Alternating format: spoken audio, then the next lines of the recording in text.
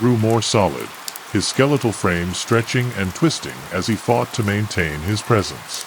Graves felt a surge of panic, his instincts screaming at him to run, but he forced himself to stand his ground.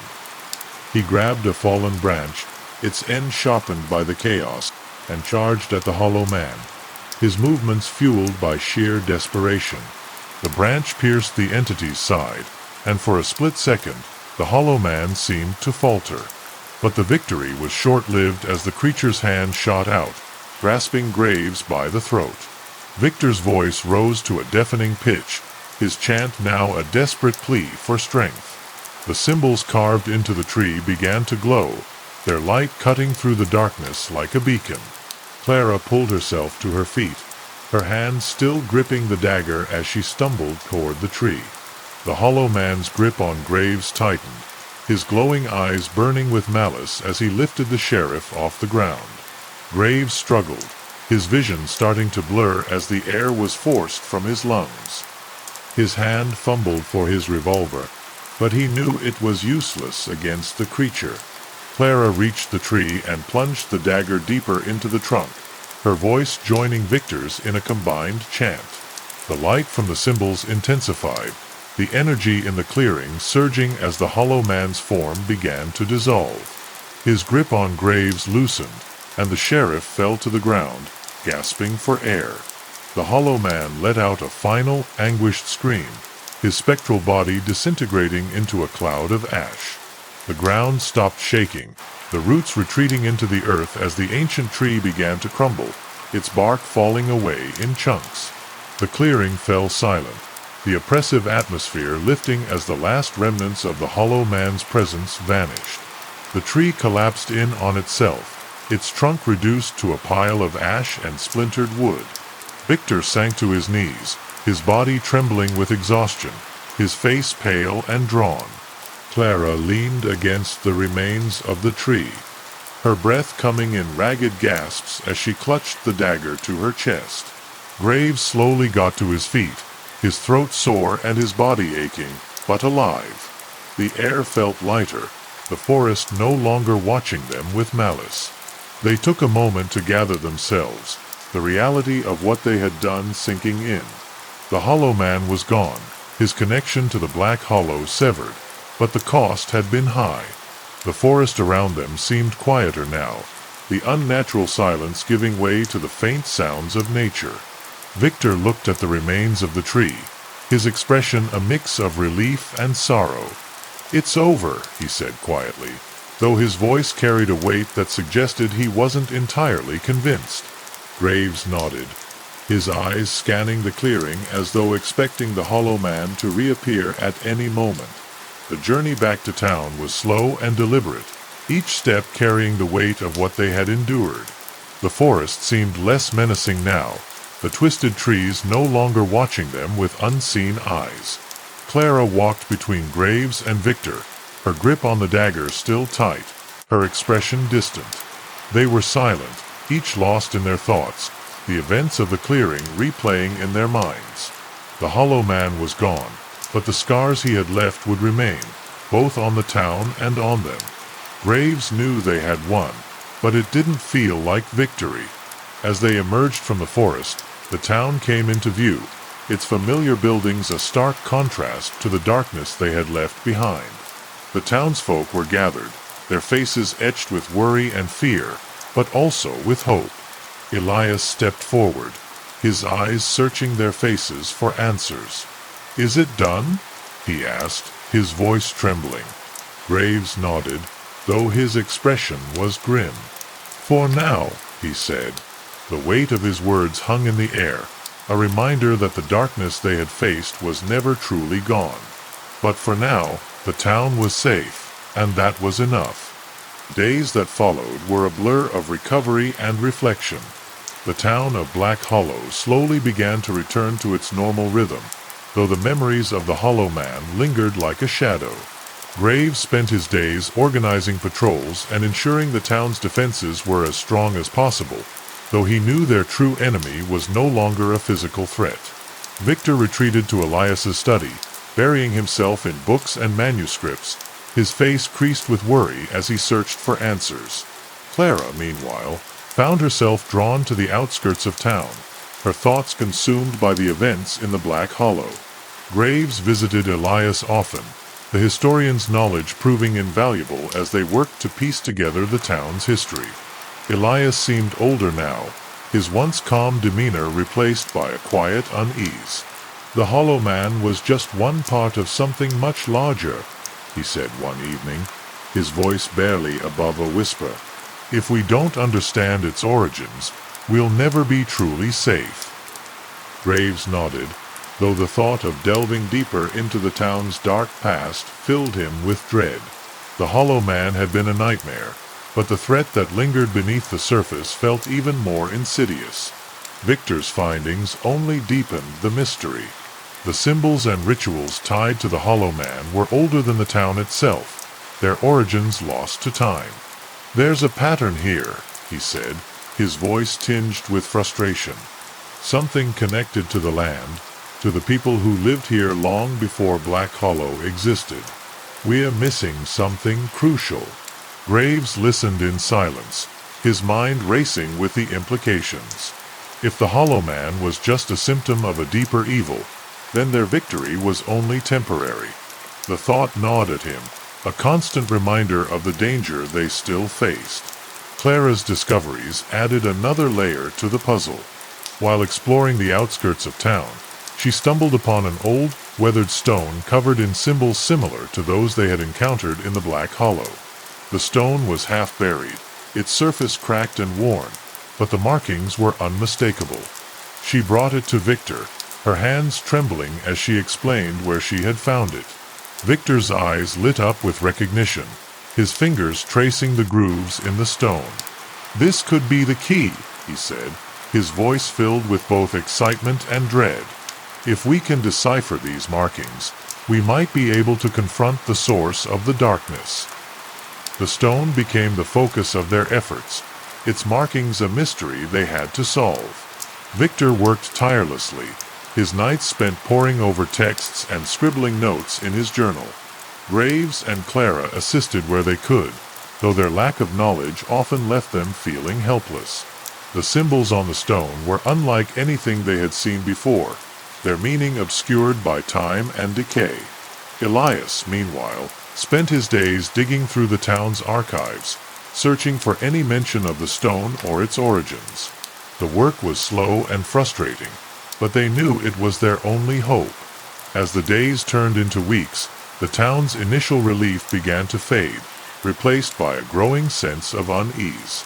Strange occurrences became more frequent, lights flickering in the night, whispers carried on the wind, and a faint, acrid smell that seemed to linger in the air. The townsfolk grew restless, their fear of the unknown reigniting old tensions. Graves did his best to maintain order, but the weight of his responsibilities was beginning to take its toll. He knew they were running out of time, but the answers they needed remained elusive. Victor's breakthrough came in the early hours of a cold, foggy morning. He burst into Graves' office, his face pale and his hands trembling as he held a page of notes.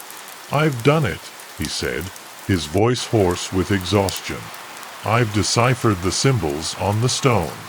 They're a map, a guide to the source of the darkness." Graves felt a flicker of hope at the words, but it was quickly tempered by the realization of what they would have to do.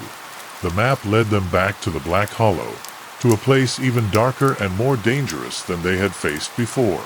The preparations for their journey were somber and meticulous. They gathered supplies, weapons, and protective charms, each item a lifeline in the face of the unknown. Clara insisted on joining them, her determination unwavering despite the fear in her eyes. "This is my fight too," she said, her voice steady. "I'm not going to sit back and let you two face this alone." Graves wanted to argue, but he knew they needed her. Her strength and resolve had been crucial in their battle with the Hollow Man, and he knew she would be just as vital in the fight to come. The night before their departure, they gathered in Elias's study, the tension in the room palpable. Victor laid out the map he had deciphered, its markings a cryptic guide to their destination. Elias' parting words lingered like a curse. "You cannot escape the Hollow Man." Years passed, and the town slowly recovered, but the memory of the wanderer and his ominous warning never faded. Tales of the Hollow Man became a cautionary tale, told to frighten children into obedience. Parents warned their offspring to stay indoors after dark, lest they encounter the shadowy figure who roamed the woods, searching for souls to claim. The legend grew with each retelling, the details becoming more exaggerated and terrifying. Some claimed to have seen him, a skeletal figure cloaked in darkness, his eyes glowing with an unnatural light. Others spoke of hearing his voice on the wind, a low, guttural whisper that promised only pain and despair. The historian of Black Hollow, an elderly man named Elias Hawthorne, knew more about the legend than anyone else.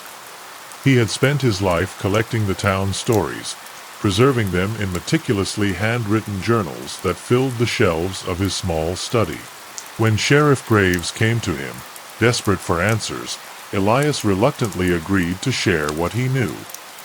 He led the sheriff into his study, a cramped room filled with the scent of old paper and wood smoke. The walls were lined with books and artifacts, each one a piece of the town's history.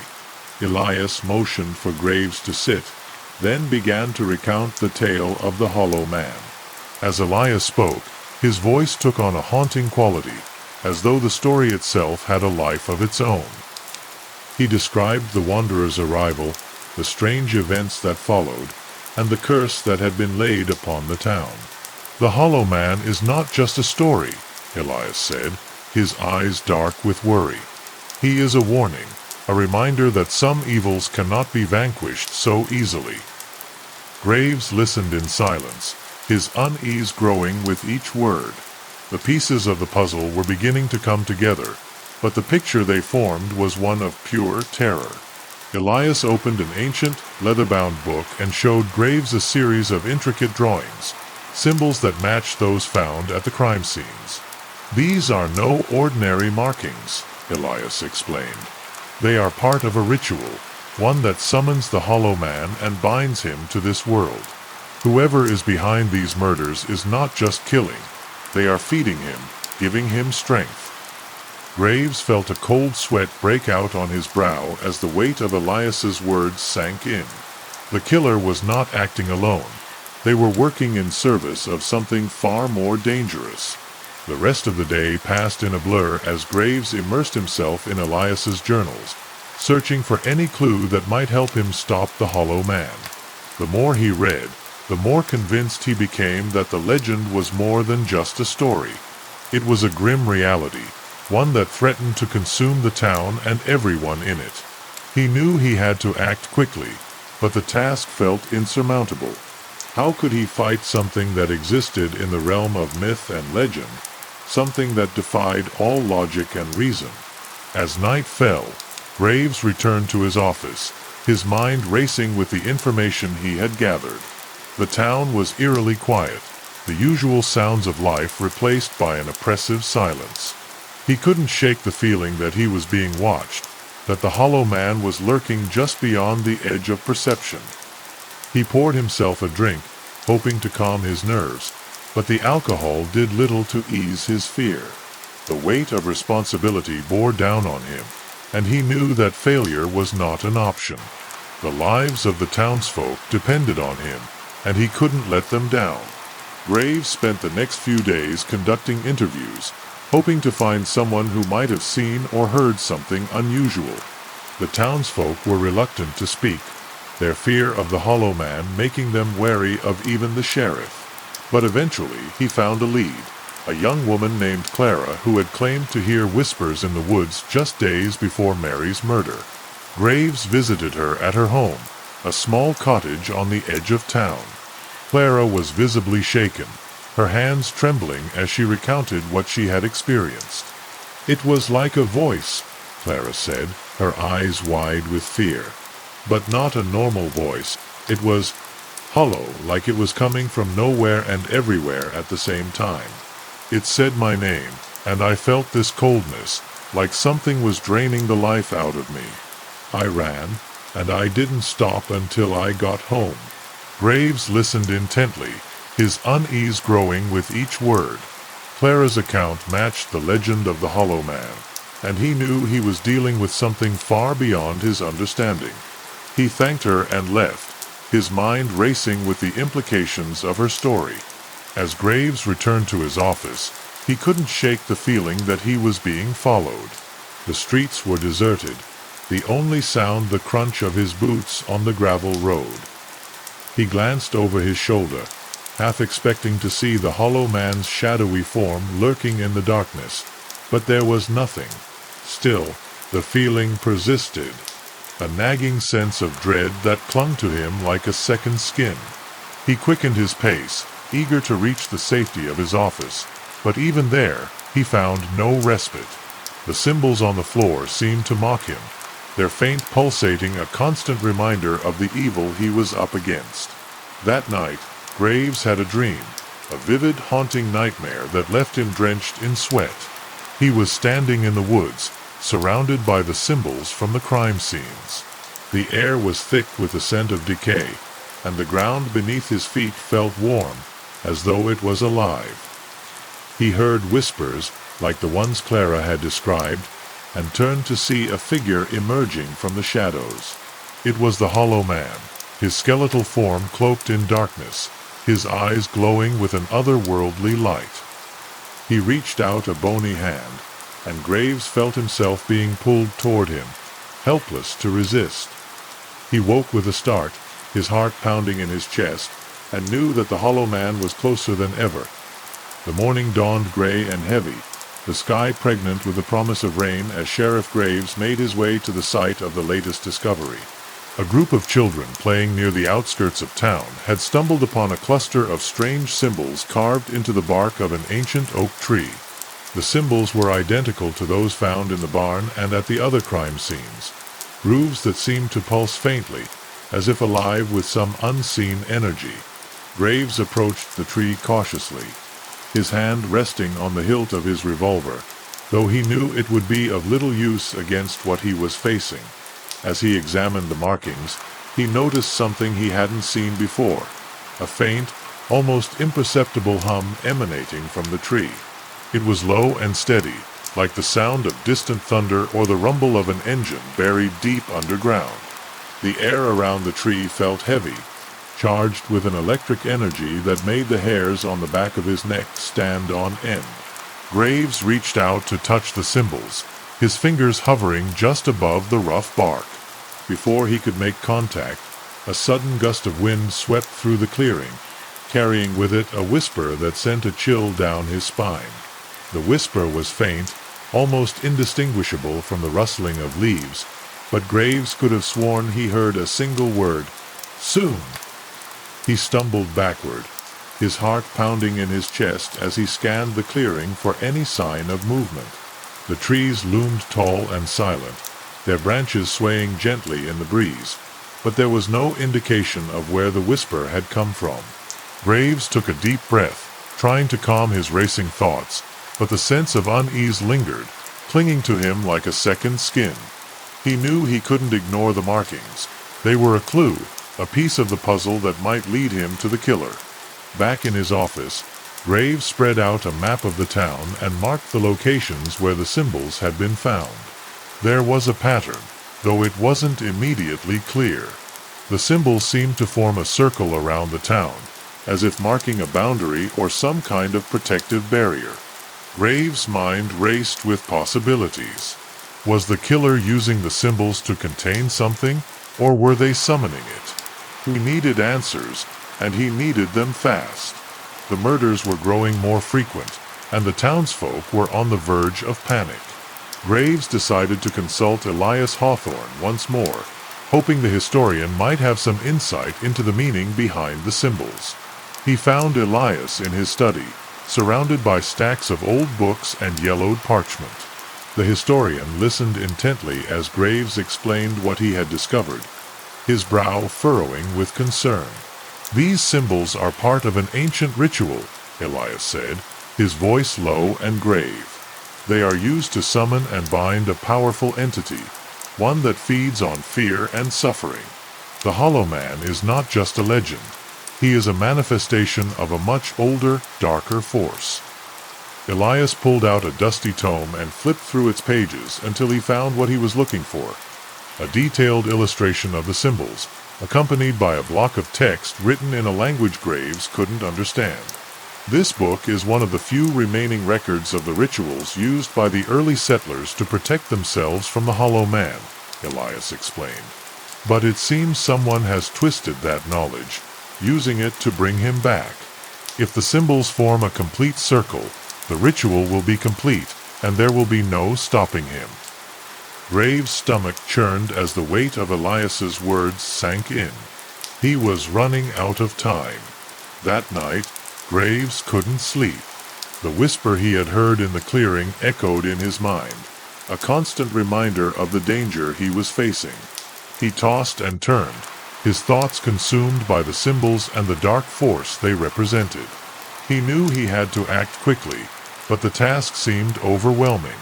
How could he fight something that existed in the realm of myth and legend, something that defied all logic and reason?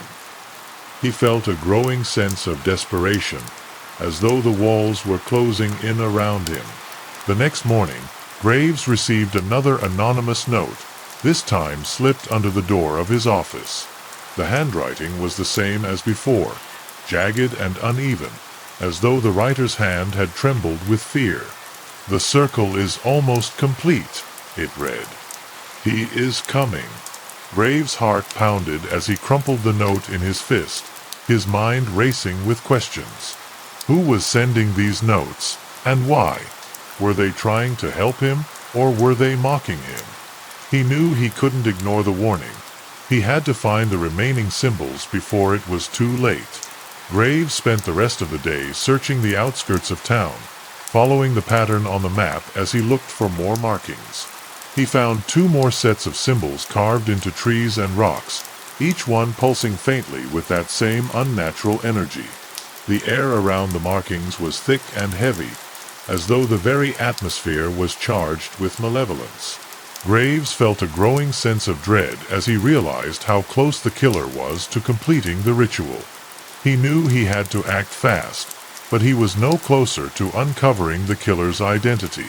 As the sun dipped below the horizon, casting long shadows across the town, Graves returned to his office, his mind racing with the information he had gathered. The symbols were a key part of the ritual, but he still didn't understand how they worked or what they were meant to accomplish. He needed more information, but Elias's books were the only source of knowledge he had. He decided to spend the night studying the ancient tome the historian had shown him, hoping to uncover some clue that might help him stop the Hollow Man. The hours passed in a blur as Graves pored over the book, his eyes straining to decipher the faded text. The rituals described in the book were complex and arcane, filled with references to ancient deities and forbidden practices. Graves felt a growing sense of unease as he read, the weight of the book's dark knowledge pressing down on him. He knew he was treading on dangerous ground, but he had no other choice. The lives of the townsfolk depended on him, and he couldn't let them down. As the first light of dawn crept through the windows of his office, Graves finally found what he was looking for, a passage that described how to interrupt the ritual. The symbols could be neutralized by marking them with a specific countersymbol, one that would sever their connection to the Hollow Man. It was a long shot, but it was the only lead he had. Graves grabbed a piece of chalk and set out for the first set of symbols, determined to do whatever it took to stop the ritual before it was too late. As he worked, Graves couldn't shake the feeling that he was being watched. The woods were silent, the only sound the scratching of the chalk as he drew the counter symbol. He tried to focus on the task at hand, but the sense of unease lingered, a constant reminder of the danger he was in. The Hollow Man was out there, biding his time, waiting for the perfect moment to strike. Graves knew he couldn't stop him alone, but he also knew he couldn't afford to fail. The fate of Black Hollow depended on him, and he would do whatever it took to protect it, The rain began to fall in earnest as a stranger arrived in Black Hollow, his presence as sudden and unsettling as the storm that accompanied him. He carried a weathered leather satchel and a walking stick carved with intricate designs that seemed to shift and change in the dim light. His name was Victor Hale, a self-proclaimed occult investigator who claimed to have experience dealing with entities like the Hollow Man. The townsfolk eyed him warily, their fear of outsiders amplified by the terror that had gripped them. Sheriff Graves was skeptical but desperate, and he agreed to meet with Victor in the hope that he could offer some insight. Victor's arrival stirred a mixture of curiosity and unease among the townspeople. He carried himself with an air of confidence that bordered on arrogance, his sharp eyes missing nothing as he took in the somber atmosphere of the town. He spoke in riddles, his words laced with cryptic references to ancient rituals and forgotten lore. Graves found himself both intrigued and frustrated by the man's cryptic demeanor. "The Hollow Man is no ordinary entity," Victor said, his voice low and measured. "He is a manifestation of a curse, a darkness that feeds on the fear and suffering of those who summon him. If you want to stop him, you'll need more than a revolver and a prayer." Despite his reservations, Graves decided to give Victor the benefit of the doubt. The occult investigator insisted on visiting the sites of the murders, claiming that he could sense the residual energy left behind by the Hollow Man. Together, they made their way to the barn, the rain hammering down on the roof as Victor examined the symbols carved into the floor. His expression was grim as he traced the grooves with his fingers, his eyes narrowing as though he could see something invisible to the naked eye. "He's closer than you think," Victor said, his voice barely audible over the sound of the rain. "These symbols aren't just summoning him, they're feeding him, giving him strength." Graves watched in silence as Victor worked, his unease growing with each passing moment. The man's knowledge of the occult was undeniable, but there was something about him that felt off, as though he was hiding something. Graves couldn't shake the feeling that Victor's arrival was more than just a coincidence. "You said you've dealt with things like this before," Graves said, his tone guarded. "What makes you think you can stop him?" Victor paused for a moment, his eyes meeting Graves with an intensity that made the sheriff's skin crawl. "Because I've seen what happens when these rituals go unchecked," he replied, "and I have no intention of letting it happen again." As they left the barn, Victor suggested they visit the other sites where the symbols had been found. Graves reluctantly agreed, though he couldn't shake the feeling that the occult investigator was hiding something. The rain continued to fall as they made their way through the woods, the muddy ground clinging to their boots and slowing their progress. Victor moved with a sense of purpose, as though he knew exactly where he was going, and Graves found himself struggling to keep up. The symbols seemed to lead them in a circle, each one pulsing faintly as they approached, as though they were alive and watching them. At the final site, a rocky outcropping on the edge of town, Victor paused and knelt down to examine the symbols carved into the stone. His expression was unreadable as he traced the grooves with his fingers, his lips moving silently as though he were reciting some kind of incantation. Graves watched him closely, his hand resting on the hilt of his revolver. He wasn't sure what to make of Victor, but he knew better than to trust him completely. "What are you doing?" Graves asked, his voice sharp with suspicion. Victor didn't look up as he replied, "I'm trying to understand what we're up against. The Hollow Man is not just a creature, he's a force of nature, and we need to be prepared." As they made their way back to town, Victor's demeanor shifted, his earlier confidence giving way to a sense of urgency. He insisted on speaking with the historian, Elias Hawthorne, claiming that the old man's knowledge could be the key to stopping the Hollow Man. Graves reluctantly agreed, though he couldn't shake the feeling that Victor was hiding something. The occult investigator's arrival had stirred up a hornet's nest of suspicion and fear, and Graves knew he would need to tread carefully if he wanted to uncover the truth. Elias Hawthorne was less than pleased to see Victor, his usual calm demeanor replaced by a look of suspicion and mistrust. He listened in silence as Victor explained his theories, his expression growing darker with each passing moment. "The Hollow Man is not something to be trifled with," Elias said, his voice grave. "If you think you can stop him with parlor tricks and vague threats, you're mistaken. This is a battle that will require more than brute force and blind faith." Victor's response was calm, but laced with an edge of impatience. "I'm not here to argue," he said. "I'm here to help, whether you like it or not." The tension between the two men was palpable, and Graves found himself caught in the middle of their silent feud. He knew he needed their help, but he also knew that their conflicting egos could prove to be a hindrance rather than a help.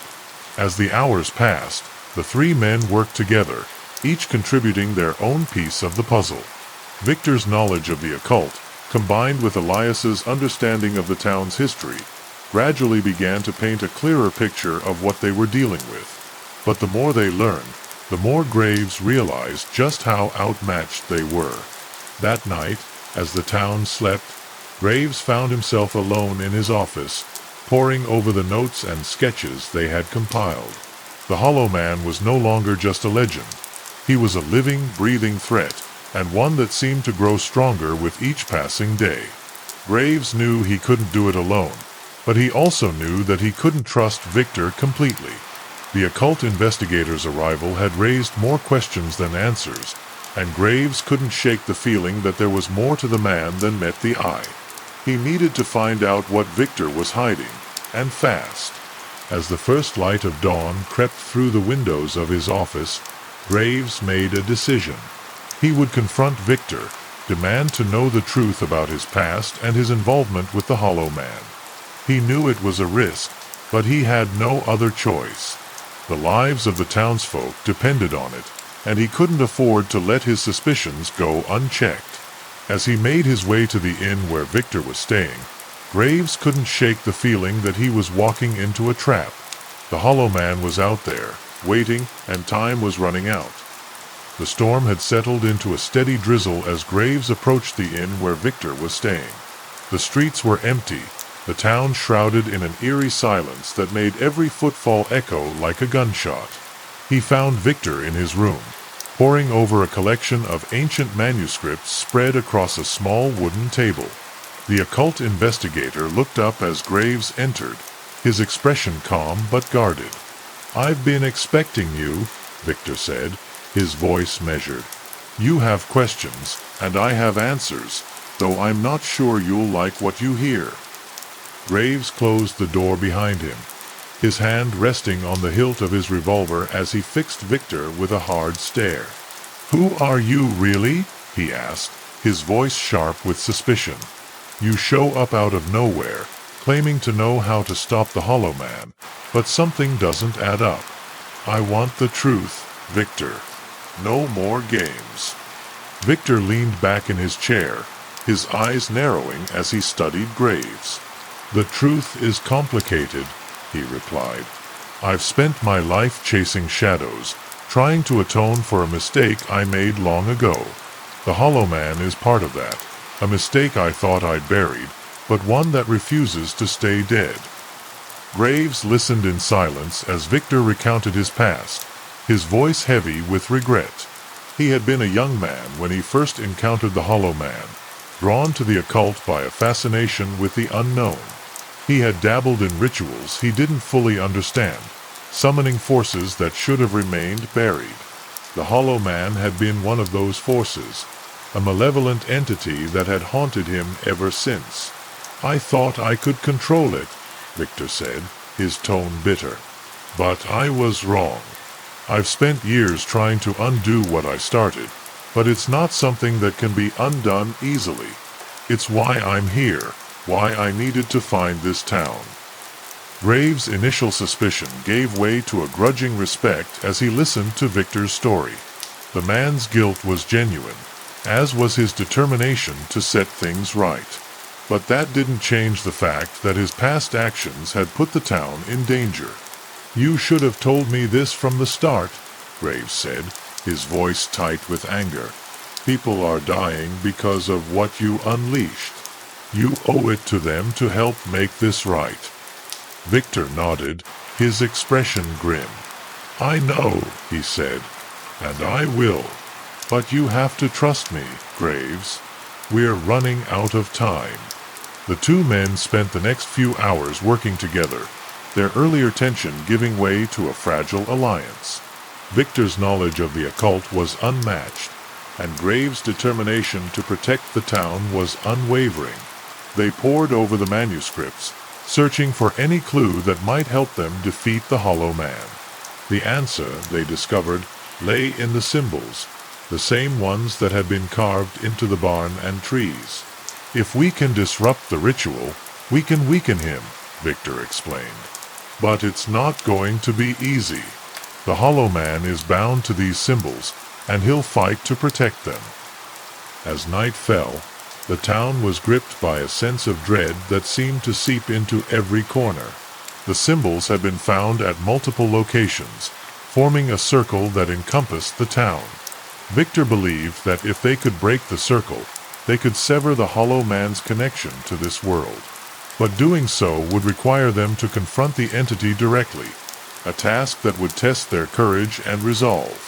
Graves felt a growing sense of unease as they prepared for what lay ahead, but he knew there was no turning back. The lives of the townsfolk depended on them. They began their work at the barn, the site of the first murder. Victor carried a pouch of herbs and powdered chalk, his movements precise as he began to draw counter-symbols over the existing ones. The air around them grew thick and heavy, the faint hum of the symbols growing louder as though in protest. Graves stood guard, his revolver drawn as he scanned the shadows for any sign of the Hollow Man. The rain had stopped, leaving behind a damp, oppressive silence that made every minute feel like an eternity. The counter-symbols seemed to work, the pulsing energy of the original markings fading as Victor finished his work. But the relief was short-lived. As they moved to the next site, a low, guttural growl echoed through the woods, sending a chill down their spines. The Hollow Man was aware of what they were doing, and he wasn't going to let them finish without a fight. Graves gripped his revolver tighter, his eyes darting through the darkness as they pressed on. The tension was palpable, each step taking them closer to a confrontation they might not survive. At the third site, a rocky outcropping on the edge of town, the Hollow Man finally made his presence known. He emerged from the shadows like a wraith, his skeletal form cloaked in darkness and his eyes glowing with an unnatural light.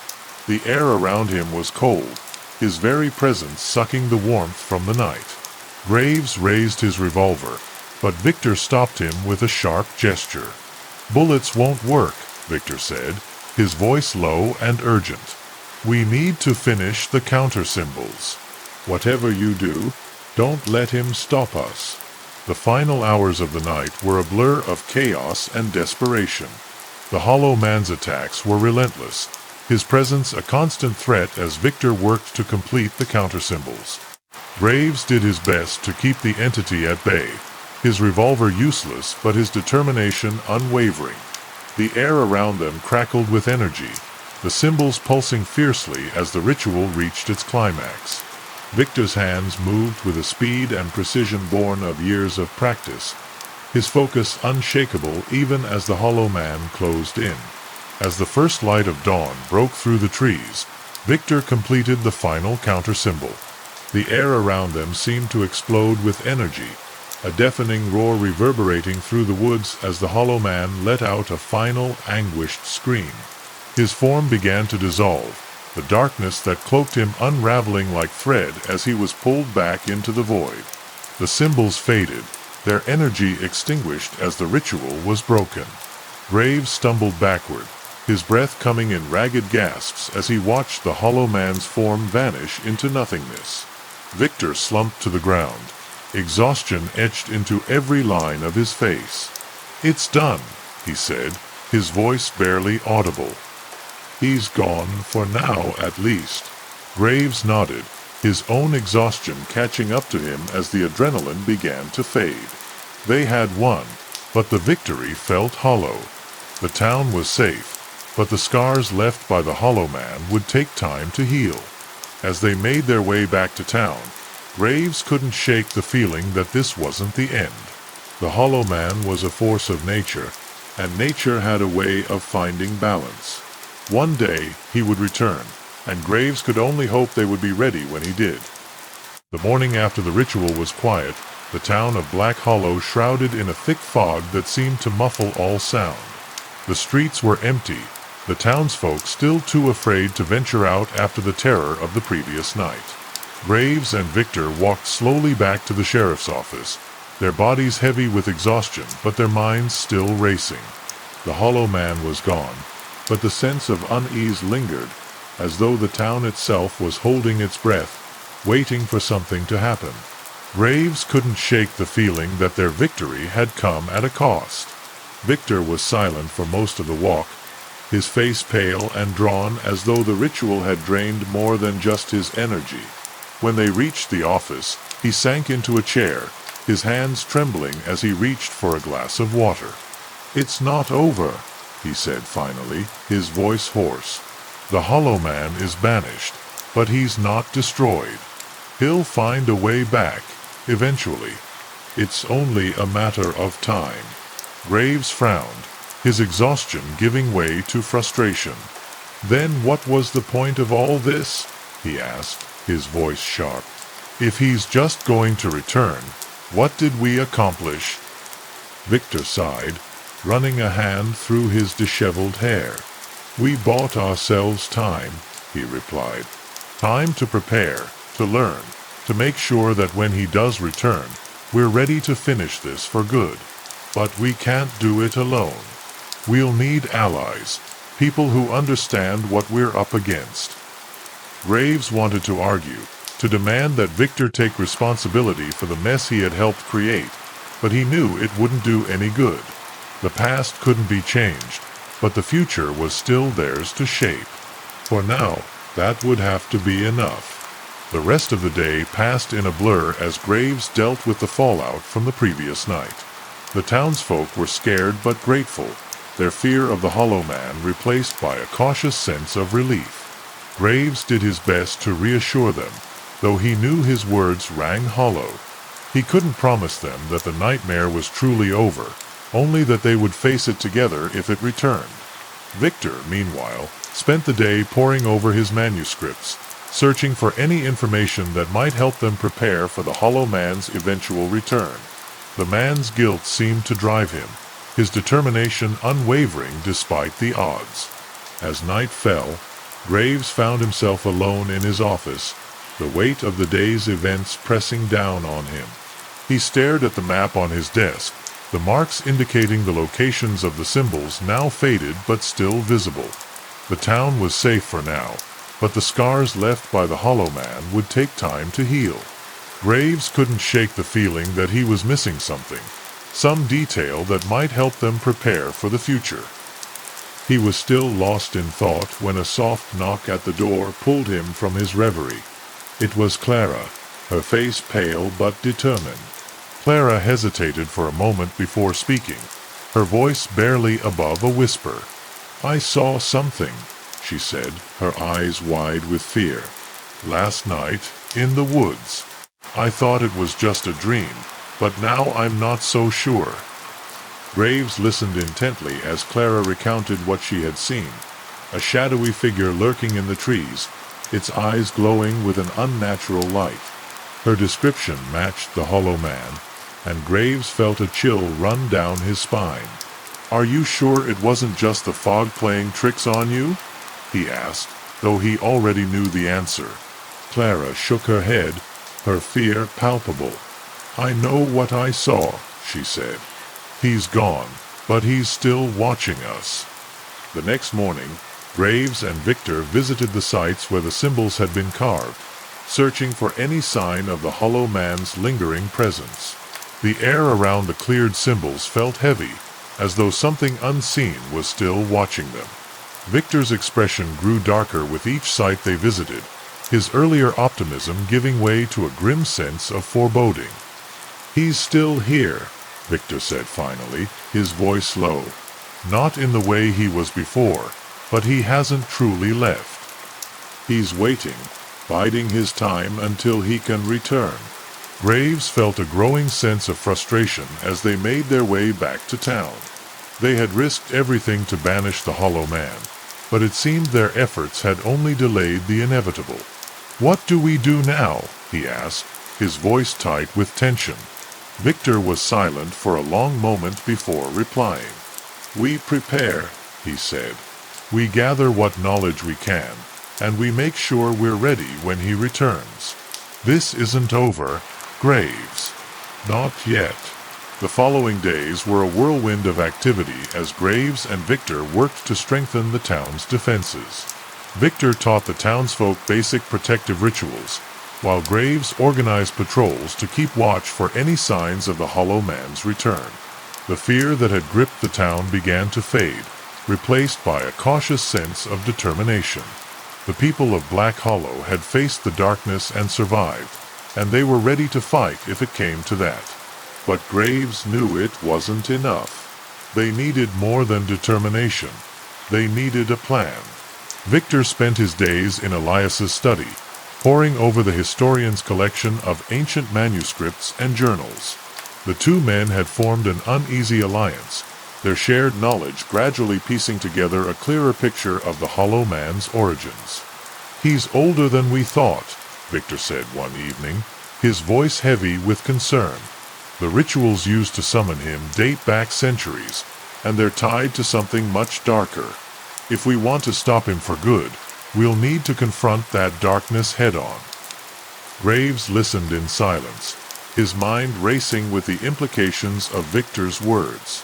The Hollow Man wasn't just a threat to Black Hollow. He was a symptom of something much larger, something that had been lurking in the shadows long before the town existed. The task ahead felt insurmountable, but Graves knew they couldn't afford to give up.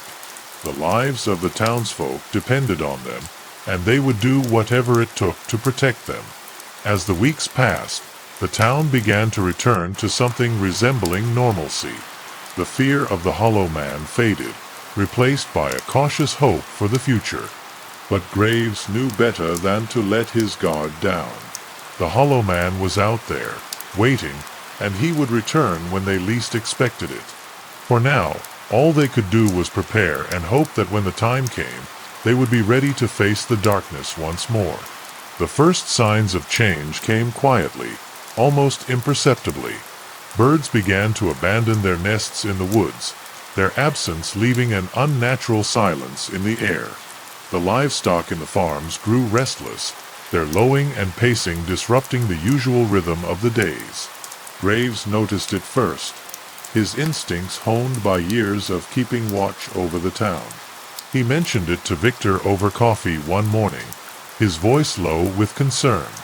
Victor's expression darkened, and he set down his cup, his fingers tracing the edge of the table.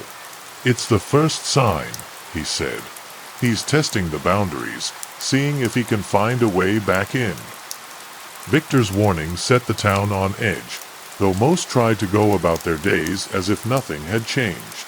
Graves spent hours patrolling the outskirts, his revolver always at his side and his eyes scanning the horizon for any sign of movement.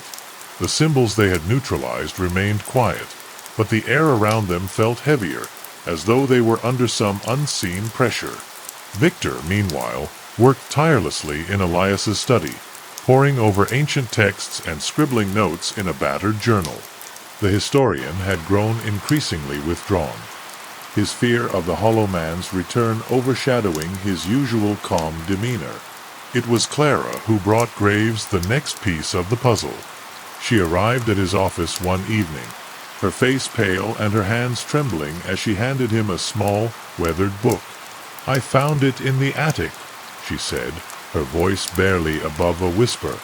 "It belonged to my grandfather. He mentioned something about the Hollow Man once, but I never thought much of it. Now I'm not so sure."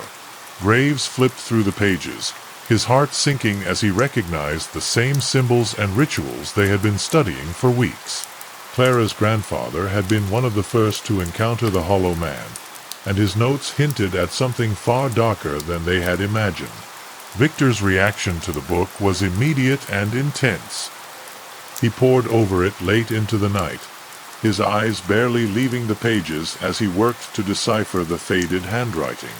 "This changes everything," he said finally, his voice tinged with both excitement and dread. "It's not just about the symbols or the rituals, it's about the source of his power. If we can find it, we might be able to destroy him for good."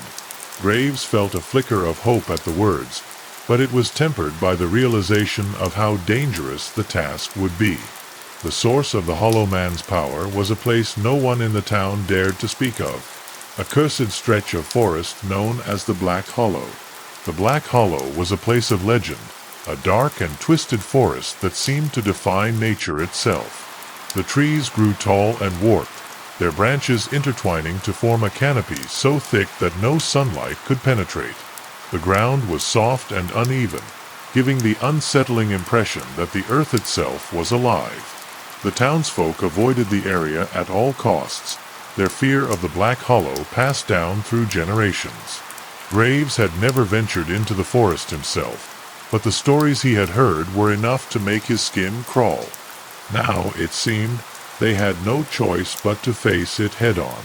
Preparations for the journey began in secret, with Graves and Victor gathering supplies and mapping out the safest route. They knew the risks. The Black Hollow was a place of nightmares, and the Hollow Man's presence would be strongest there. But they also knew it was their only chance to end the threat for good. Clara insisted on joining them, her determination outweighing her fear. "This is my fight too," she said, her voice steady despite the fear in her eyes. "I'm not going to sit back and let you two take all the risks." Graves wanted to argue, but he knew she was right. They would need all the help they could get. The night before their departure, Elias approached them with a small, intricately carved wooden box. His hands trembled as he handed it to Victor, his voice low and grave. "This belonged to my great-grandfather," he said. "He was the last person to venture into the Black Hollow and return. I don't know if it will help, but it's all I have." Victor opened the box to reveal a collection of strange, ancient tools, a silver dagger, a set of iron nails, and a vial of dark, swirling liquid. "These are protective charms," he said, his eyes lighting up with recognition. "They might give us an edge against whatever we find in there." The journey into the Black Hollow began at dawn, the three of them setting out under a sky heavy with clouds. The air grew colder with each step, the world around them growing unnaturally silent as they approached the forest's edge. The trees loomed ahead, their twisted forms casting long, menacing shadows. Graves felt a knot of dread tighten in his stomach as they crossed the threshold, the forest seeming to close in around them. The ground beneath their feet was soft and yielding, as though the earth itself was trying to pull them under. The air was thick with the scent of decay, and the silence was deafening. They moved cautiously, their steps slow and deliberate as they navigated the twisted terrain. The symbols in Clara's grandfather's book guided them, leading them deeper into the heart of the forest. The further they went, the more oppressive the atmosphere became, the trees seeming to lean in as though watching their every move. Victor took the lead, his eyes scanning the path ahead for any sign of danger. Clara stayed close to Graves, her hands clutching the silver dagger Elias had given them like a lifeline. The forest seemed to react to their presence, the shadows shifting and twisting in ways that defied logic. Hours passed, though it was impossible to tell how much time had truly elapsed. The forest had a way of distorting reality, the line between nightmare and waking life growing increasingly blurred. They stumbled upon a clearing, the ground littered with the remains of animal carcasses and twisted, gnarled roots. At the center of the clearing was a massive ancient tree, its bark scarred with the same symbols they had seen in the town. Victor approached it cautiously, his fingers tracing the grooves in the wood. "This is it," he said, his voice barely audible. This is where he draws his power. The air around the tree seemed to pulse with energy, a low, rhythmic hum that made the ground beneath their feet vibrate. Graves felt a sense of dread wash over him, the realization of what they were up against settling heavily on his shoulders. The Hollow Man's power was tied to this place, but destroying it would come at a cost. Victor began to chant, his voice low and steady as he worked to weaken the entity's connection to the tree. Clara stood guard, her grip on the dagger tightening as she scanned the clearing for any sign of movement. Graves watched in silence, his revolver at the ready, though he knew it would be of little use against what they were facing. The forest seemed to come alive as Victor's chant grew louder, the trees creaking and groaning as though in protest. The ground beneath them shifted, the roots of the ancient tree twisting and writhing like living things. A cold wind swept through the clearing, carrying with it the sound of whispering voices. Graves felt a chill run down his spine, his instincts screaming at him to run. But he held his ground, his eyes fixed on Victor as the man worked to sever the Hollow Man's connection to the tree. The air grew heavier, the pressure building until it felt as though the world itself was about to collapse. The chanting reached a fever pitch, Victor's voice reverberating through the clearing as the ancient tree began to tremble. The air grew thick with a palpable tension, the shadows stretching and twisting as the Hollow Man's presence made itself known. The whispering voices grew louder, forming a cacophony of disjointed words that clawed at their sanity. Graves tightened his grip on his revolver, his eyes darting around the clearing as the ground beneath them seemed to shift unpredictably. Clara stood beside him, her knuckles white as she clutched the silver dagger, her breaths shallow and quick. The moment felt suspended, teetering on the edge of chaos. The tree's bark began to split, deep fissures spreading as if its very core was unraveling. A low, guttural growl emanated from within, the sound unnatural and wrong, sending a chill down their spines. The air became colder, their breath visible as icy tendrils curled around them. Victor's chant faltered for a moment, his face pale with exertion and fear, but he pushed on, his voice rising in defiance. The Hollow Man's form began to materialize, his skeletal frame emerging from the shadows like a nightmare given shape. His glowing eyes locked onto them, and for a moment it felt as though time itself had stopped. Graves raised his revolver, the instinct to fight overriding his fear, but Victor shouted a warning. "Don't shoot! It won't work!" Graves hesitated, his finger hovering over the trigger as the Hollow Man took a step forward. The ground beneath him cracked, the roots of the tree writhing like serpents, and the air grew heavy with malice. Clara stepped forward, her voice steady as she began to recite the protective incantations Victor had taught her. The dagger in her hand glowed faintly, its light cutting through the oppressive darkness. The Hollow Man paused, his head tilting as though considering her for the first time. Victor resumed his chanting, his voice blending with Clara's as they worked in unison to weaken the entity's hold. The tree groaned, its branches twisting and snapping as though in agony. The Hollow Man let out a guttural roar, the sound reverberating through the clearing like a physical force. Graves felt the ground beneath him shift, the roots lashing out at him with surprising speed. He stumbled back, barely avoiding being ensnared, and fired a shot into one of the roots. The sound of the gunshot was swallowed by the growing chaos, the bullet having no effect on the writhing mass. Clara lunged forward, her movements swift and precise as she drove the silver dagger into the trunk of the ancient tree. The blade sank deep, and for a moment there was silence. Then the tree erupted in a burst of dark energy, the force of it knocking them all to the ground. The Hollow Man's form wavered, his spectral body flickering as though he was being pulled apart. Victor scrambled to his feet, his voice hoarse as he continued to chant, his words laced with desperation. Clara crawled toward the tree, her hand reaching for the dagger as the Hollow Man's growl turned into a deafening screech. The darkness in the clearing seemed to converge, swirling around the hollow man like a vortex.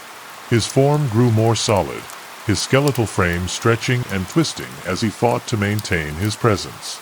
Graves felt a surge of panic, his instincts screaming at him to run, but he forced himself to stand his ground. He grabbed a fallen branch, its end sharpened by the chaos, and charged at the hollow man, his movements fueled by sheer desperation. The branch pierced the entity's side, and for a split second, the hollow man seemed to falter. But the victory was short-lived as the creature's hand shot out, grasping Graves by the throat. Victor's voice rose to a deafening pitch, his chant now a desperate plea for strength. The symbols carved into the tree began to glow, their light cutting through the darkness like a beacon. Clara pulled herself to her feet, her hand still gripping the dagger as she stumbled toward the tree. The hollow man's grip on Graves tightened, his glowing eyes burning with malice as he lifted the sheriff off the ground. Graves struggled, his vision starting to blur as the air was forced from his lungs. His hand fumbled for his revolver, but he knew it was useless against the creature. Clara reached the tree and plunged the dagger deeper into the trunk, her voice joining Victor's in a combined chant. The light from the symbols intensified, the energy in the clearing surging as the hollow man's form began to dissolve. His grip on Graves loosened, and the sheriff fell to the ground, gasping for air. The hollow man let out a final, anguished scream, his spectral body disintegrating into a cloud of ash. The ground stopped shaking, the roots retreating into the earth as the ancient tree began to crumble, its bark falling away in chunks. The clearing fell silent, the oppressive atmosphere lifting as the last remnants of the hollow man's presence vanished. The tree collapsed in on itself, its trunk reduced to a pile of ash and splintered wood. Victor sank to his knees, his body trembling with exhaustion, his face pale and drawn. Clara leaned against the remains of the tree, her breath coming in ragged gasps as she clutched the dagger to her chest. Graves slowly got to his feet, his throat sore and his body aching, but alive. The air felt lighter, the forest no longer watching them with malice. They took a moment to gather themselves, the reality of what they had done sinking in. The hollow man was gone, his connection to the black hollow severed, but the cost had been high. The forest around them seemed quieter now, the unnatural silence giving way to the faint sounds of nature. Victor looked at the remains of the tree, his expression a mix of relief and sorrow. "It's over," he said quietly, though his voice carried a weight that suggested he wasn't entirely convinced. Graves nodded, his eyes scanning the clearing as though expecting the hollow man to reappear at any moment. The journey back to town was slow and deliberate, each step carrying the weight of what they had endured. The forest seemed less menacing now, the twisted trees no longer watching them with unseen eyes. Clara walked between Graves and Victor, her grip on the dagger still tight, her expression distant. They were silent, each lost in their thoughts, the events of the clearing replaying in their minds. The hollow man was gone, but the scars he had left would remain, both on the town and on them. Graves knew they had won, but it didn't feel like victory. As they emerged from the forest, the town came into view, its familiar buildings a stark contrast to the darkness they had left behind. The townsfolk were gathered, their faces etched with worry and fear, but also with hope. Elias stepped forward, his eyes searching their faces for answers. "Is it done?" he asked, his voice trembling. Graves nodded, though his expression was grim. "For now," he said. The weight of his words hung in the air, a reminder that the darkness they had faced was never truly gone. But for now, the town was safe, and that was enough. Days that followed were a blur of recovery and reflection. The town of Black Hollow slowly began to return to its normal rhythm, though the memories of the Hollow Man lingered like a shadow. Graves spent his days organizing patrols and ensuring the town's defenses were as strong as possible, though he knew their true enemy was no longer a physical threat. Victor retreated to Elias's study, burying himself in books and manuscripts, his face creased with worry as he searched for answers. Clara, meanwhile, found herself drawn to the outskirts of town, her thoughts consumed by the events in the Black Hollow. Graves visited Elias often, the historian's knowledge proving invaluable as they worked to piece together the town's history. Elias seemed older now, his once calm demeanor replaced by a quiet unease. "The Hollow Man was just one part of something much larger," he said one evening, his voice barely above a whisper.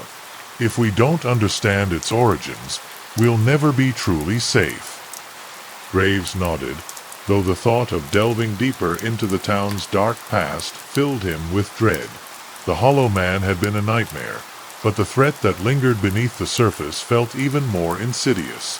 Victor's findings only deepened the mystery. The symbols and rituals tied to the Hollow Man were older than the town itself, their origins lost to time. "There's a pattern here," he said, his voice tinged with frustration. "Something connected to the land, to the people who lived here long before Black Hollow existed. We're missing something crucial." Graves listened in silence, his mind racing with the implications.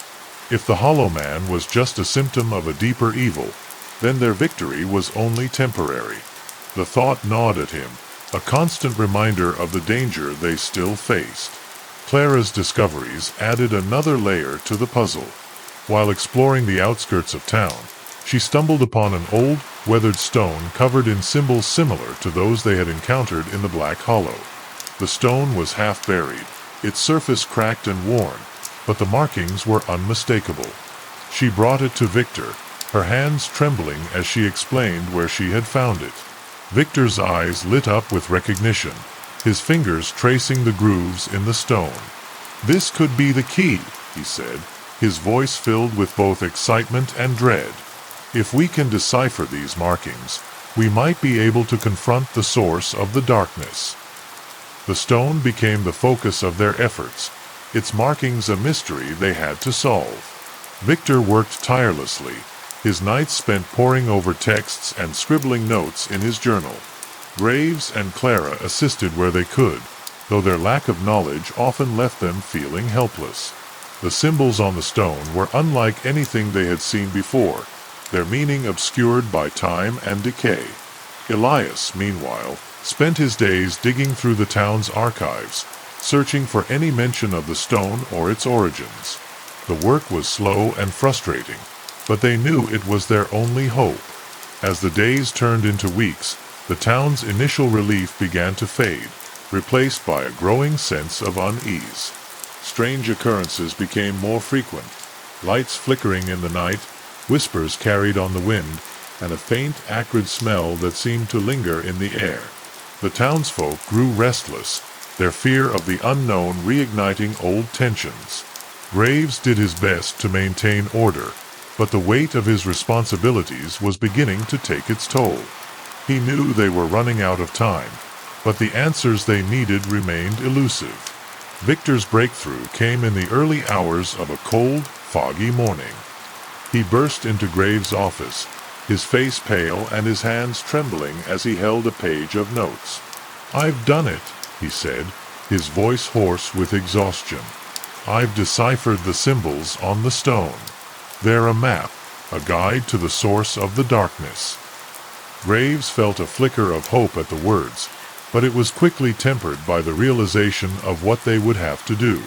The map led them back to the Black Hollow, to a place even darker and more dangerous than they had faced before. The preparations for their journey were somber and meticulous. They gathered supplies, weapons, and protective charms, each item a lifeline in the face of the unknown. Clara insisted on joining them, her determination unwavering despite the fear in her eyes. "This is my fight too," she said, her voice steady. "I'm not going to sit back and let you two face this alone." Graves wanted to argue, but he knew they needed her. Her strength and resolve had been crucial in their battle with the Hollow Man, and he knew she would be just as vital in the fight to come. The night before their departure, they gathered in Elias's study, the tension in the room palpable. Victor laid out the map he had deciphered, its markings a cryptic guide to their destination. Elias watched in silence, his face pale and his hands trembling as he listened to their plan. "Be careful," he said finally, his voice barely audible. "The Black Hollow is a place of nightmares, and the darkness you'll face there is unlike anything you've encountered before." Graves nodded, though he knew the warning wouldn't prepare them for what lay ahead. The Black Hollow was a place of legends and horrors, and they were walking straight into its heart. As they set out the next morning, the town seemed to hold its breath, the weight of their task hanging heavy in the air. The journey to the Black Hollow was eerily quiet, the forest around them unnaturally still. The symbols on the map guided them deeper into the woods, their path growing darker and more twisted with each step. The air grew colder, the scent of decay and rot becoming more pronounced as they approached their destination. The trees loomed overhead, their gnarled branches forming a canopy so thick that no sunlight could penetrate. The clearing they found at the end of the map was unlike anything they had seen before. The ground was scorched and barren, the trees around it twisted and blackened as though burned from within. At the center of the clearing was a gaping hole in the earth, its edges jagged and uneven. The air around it was thick with a palpable evil, the darkness seeping into their very souls. Victor approached cautiously, his hand holding the protective charms Elias had given them. "This is it," he said, his voice barely audible. "The source of the darkness." As they stood at the edge of the hole, the weight of what they were about to do settled heavily on their shoulders. The darkness below was alive, its presence a seething mass of hatred and malice. They knew that descending into it would be a gamble with their very souls, but they had no other choice. The Hollow Man had been just the beginning, and unless they confronted the source of the darkness, the nightmare would never truly end. Graves took a deep breath, his hand gripping his revolver as he prepared to take the first step. The fight for Black Hollow's future was far from over. The descent into the abyss was a harrowing ordeal, the air growing colder and heavier with each step. The walls of the chasm seemed to pulse with a malevolent energy, the darkness closing in around them like a living thing. Clara held the silver dagger tightly, her knuckles white as she followed Graves and Victor down the rough, uneven path. The protective charms Victor carried glowed faintly, their light the only thing keeping the suffocating blackness at bay. Every sound echoed unnaturally, their footsteps and breaths amplified in a way that made it impossible to tell how deep they were. The oppressive atmosphere weighed on them, each step feeling like a struggle against an invisible force. The path eventually opened into a cavern, its ceiling lost in the shadows above. The air was thick with the scent of rot and decay, the ground littered with bones and twisted, gnarled roots. The walls of the cavern were covered in the same symbols they had seen on the stone and the ancient tree, their faint glow casting an eerie light. At the center of the cavern stood a massive blackened altar, its surface stained with what looked like dried blood. The altar pulsed with a dark energy, its presence making their skin crawl. Victor's expression grew grim as he approached it, his voice low and steady. "This is the heart of the darkness, the source of the Hollow Man's power." As they drew closer to the altar, the air grew heavier, the darkness seeming to press in on them from all sides. A low, guttural growl echoed through the cavern, the sound reverberating through their very bones. The growl grew louder, the shadows around the altar coalescing into a massive, indistinct shape. The shape shifted and writhed, its form impossible to define, but its presence was undeniably malevolent. Clara tightened her grip on the dagger, her heart pounding in her chest. Graves raised his revolver, though he knew it would be of little use against the entity before them. Victor began to chant, his voice rising above the growling as he tried to weaken the creature's hold. The entity surged forward, its form shifting and twisting as it attacked. The air grew colder, the darkness around them closing in as the battle began. Clara lunged forward, her movements swift and precise as she drove the dagger into the entity's amorphous form. The blade sank deep, its light cutting through the darkness, but the creature barely seemed to notice. Graves fired his revolver, the sound of the gunshot echoing through the cavern, but the bullets had no effect. The entity's growl turned into a deafening roar, its form expanding as it prepared to strike. Victor's chant grew louder, his voice raw with desperation as he tried to maintain the protective charms. The entity's attack was swift and brutal, its form lashing out at them like a storm. Clara was thrown to the ground, the dagger slipping from her grasp as she struggled to catch her breath. Graves fired again and again, the recoil of the revolver jarring his arm, but it was useless. The entity's form shifted, its glowing eyes locking onto Victor as it surged toward him. The chanting faltered for a moment, Victor's face pale with fear and exertion, but he refused to back down. The protective charms in his hand glowed brighter, their light pushing the entity back, but the effort was taking its toll on him. Clara scrambled to her feet, her eyes darting around the cavern as she searched for the dagger. Her hand closed around it just as the entity surged toward her, its form shifting into a jagged, claw-like shape. She raised the dagger, its light cutting through the darkness as she drove it into the entity's form. The creature let out a guttural roar, its form flickering as the light from the dagger spread through it. Victor's voice rose to a deafening pitch, his chant now a desperate plea for strength. The protective charms in his hand glowed brighter, their light merging with the daggers and pushing the entity back. Graves joined Clara, his revolver abandoned as he grabbed a fallen chunk of stone from the cavern floor. He swung it at the entity, the impact sending a shockwave through the air. The entity's form wavered, its glowing eyes flickering as it struggled to maintain its shape. Clara drove the dagger deeper, her movements fueled by sheer determination. The light from the dagger and the protective charms intensified, the darkness in the cavern beginning to recede. The entity let out a final, anguished scream, its form dissolving into a cloud of ash. The cavern fell silent, the oppressive atmosphere lifting as the last remnants of the entity vanished. Victor sank to his knees, his body trembling with exhaustion, his face pale and drawn. Clara leaned against the altar, her breath coming in ragged gasps as she clutched the dagger to her chest. Graves slowly got to his feet, his body aching and his mind reeling from what they had just faced. The cavern was quiet now, the darkness no longer pressing in on them, but the remnants of the battle were still visible. The altar was cracked and blackened, its surface stained with ash and blood. The symbols on the walls had faded, their glow extinguished by the entity's destruction. They took a moment to gather themselves, the reality of what they had done sinking in. The source of the darkness was gone, its connection to the black hollow severed, but the cost had been high. Victor's voice was hoarse as he spoke, his words carrying a weight that suggested he wasn't entirely convinced. "It's over," he said quietly, though the air around them still felt heavy.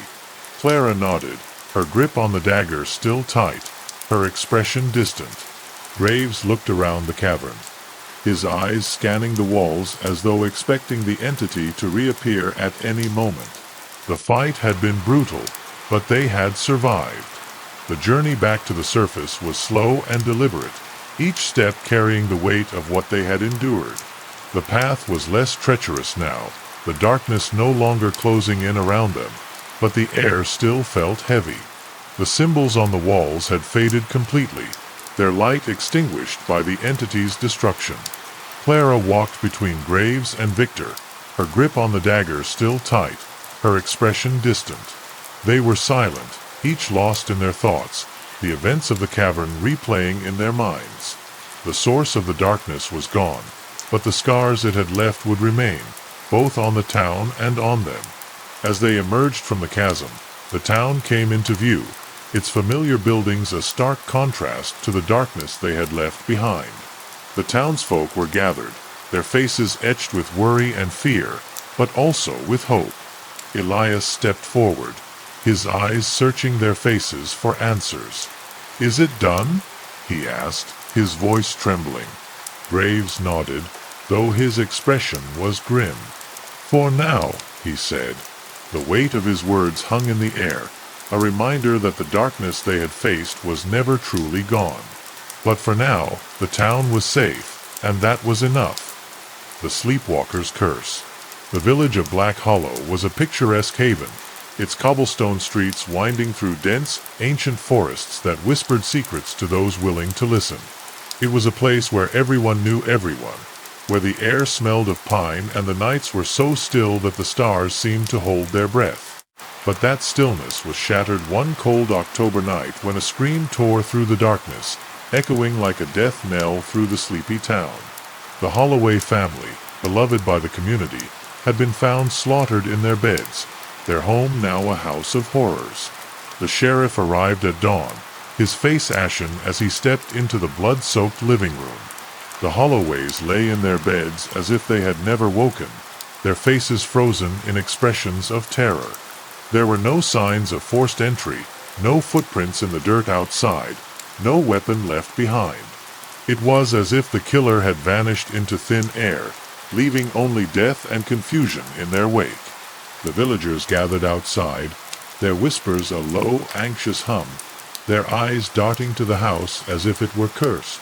Clara stood among them, her arms wrapped tightly around herself to ward off the chill that had nothing to do with the autumn air. She had grown up with the Holloway children, playing in the woods and sharing secrets under the stars. Now, those children were gone, their lives snuffed out in the most horrific way imaginable. Clara's mind raced with questions, but one loomed larger than the rest. Who could have done this? And how? That night, Clara found herself unable to sleep.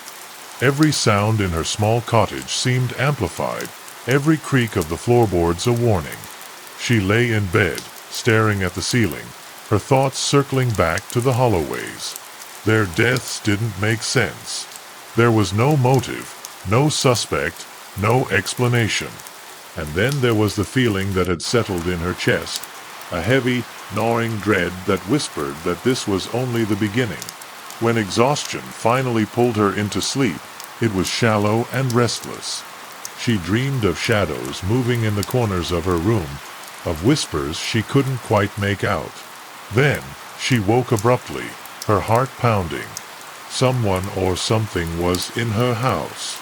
She heard the unmistakable sound of footsteps in the hallway, slow and deliberate, each step sending a jolt of fear through her. Clara's breath caught in her throat as the footsteps stopped just outside her door. She stared at the doorknob, her body frozen, her mind screaming at her to move, to do something. The knob began to turn, slowly, as if whoever was on the other side was savoring the moment. Clara's hand shot out, fumbling for the lamp on her nightstand, her fingers trembling so badly she could barely grip the switch. The light flicked on, flooding the room with a soft glow. The doorknob stopped turning, and the footsteps retreated, fading into silence. Clara sat there, clutching the blanket to her chest, her breaths coming in shallow gasps. She knew she hadn't imagined it. Someone had been in her house, standing just outside her door. And the thought of what might have happened if she hadn't turned on the light made her stomach churn. The next morning, Clara found herself drawn to the Holloway house once more. She stood at the edge of the property, staring at the boarded-up windows and the police tape fluttering in the breeze. The house seemed to hum with a strange energy, as if it were alive, watching her. She couldn't explain it, but she felt a pull, a compulsion to step closer, to uncover the secrets it held. As she turned to leave, something caught her eye, a small, leather-bound journal lying in the grass. She picked it up, her fingers brushing over the worn cover. The name on the front was faded, but she could just make out the words, Ellen Holloway. Clara's heart skipped a beat. Ellen had been the Holloway family's grandmother, a woman who had died years ago, her name rarely spoken since. Clara tucked the journal into her bag and hurried home, her mind racing.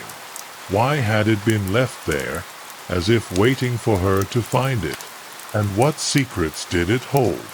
She didn't know it yet, but that journal was the first thread in a web of darkness that would entangle her completely.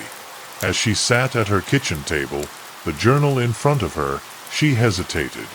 Opening it felt like crossing a line, like stepping into a world she might not be able to escape.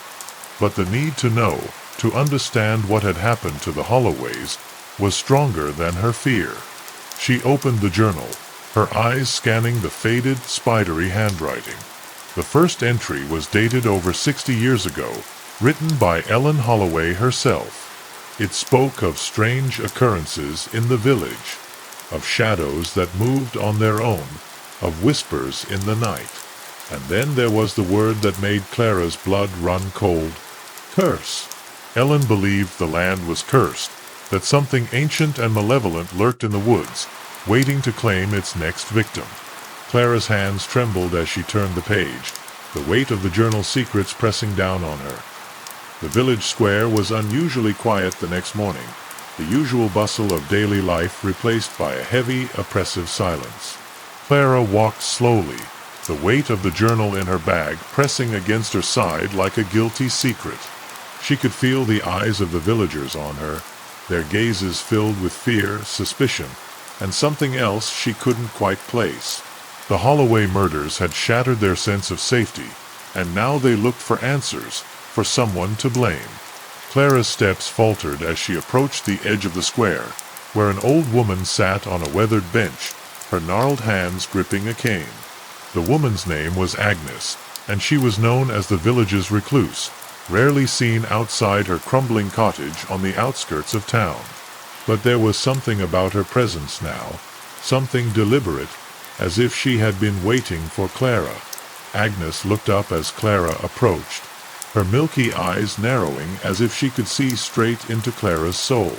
"You found it, haven't you?" she rasped, her voice like the rustle of dead leaves. Clara stopped in her tracks, her heart pounding. "Found what?" she asked, though she already knew the answer. Agnes's lips curved into a grim smile, revealing yellowed teeth. "The journal. Ellen's journal. You're holding it right now, aren't you?" Clara clutched her bag tighter, a shiver running down her spine. "How do you know about that?" she demanded, her voice sharper than she intended. Agnes leaned forward, her cane tapping against the cobblestones. "Because I've seen this before," she said.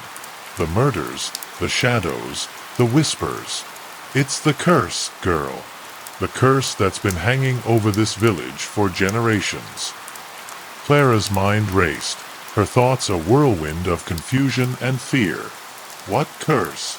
What are you talking about?" Agnes's eyes darkened, and for a moment she looked almost pitying. "The land beneath your feet is tainted," she said. "Long ago, something evil was buried here. Something that feeds on fear, on blood. And now it's awake again, and it won't stop until it's satisfied." Clara wanted to laugh, to dismiss Agnes's words as the ramblings of an old woman. But the weight of the journal in her bag, the memory of the footsteps outside her door, the Holloway family's lifeless bodies, they made her hesitate. "If you know about this curse," she said slowly, "then why hasn't anyone done anything about it?" Agnes's smile was bitter. "Because they're too afraid," she said. "They've buried the truth so deep they've almost forgotten it. But not me. I remember. And now you do too." Clara's throat felt dry, her hands clammy. "What am I supposed to do?" she asked, her voice barely above a whisper. Agnes leaned back, her expression inscrutable. "That journal," she said. "It holds the key. Ellen tried to stop it, but she failed. Maybe you'll succeed. Or maybe you'll end up just like her." Clara's stomach churned at the thought, but she couldn't back away now. "Tell me," she said, urgency creeping into her voice. "Tell me everything." For the first time, Agnes hesitated, her eyes flickering with something almost like regret. "It started with a man," she said. "A traveler who came to the village over a century ago. He brought something with him, something dark. The villagers, they didn't understand what he was, not until it was too late. They killed him, buried him in the woods. But the evil didn't die with him. It lingered, waiting for someone weak enough to control." Clara's breath caught.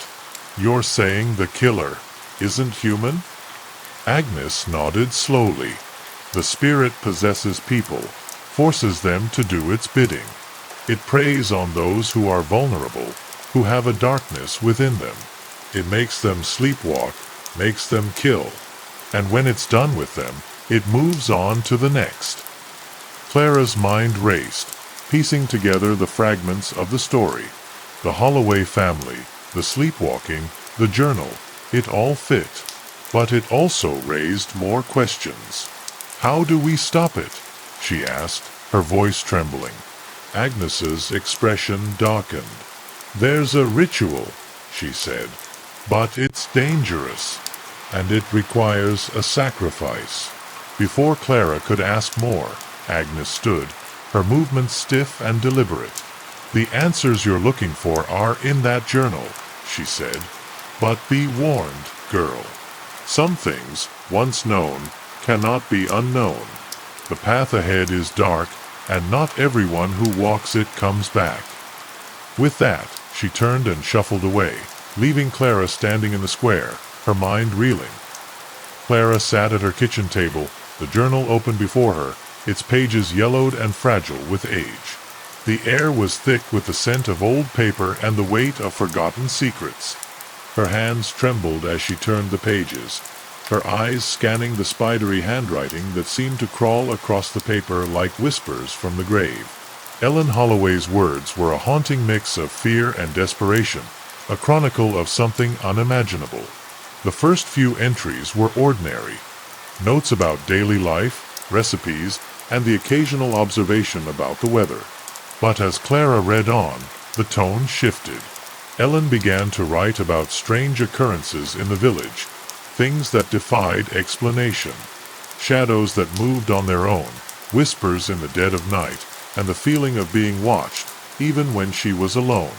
Clara's pulse quickened as she turned the page, her fingers brushing over a faded ink stain.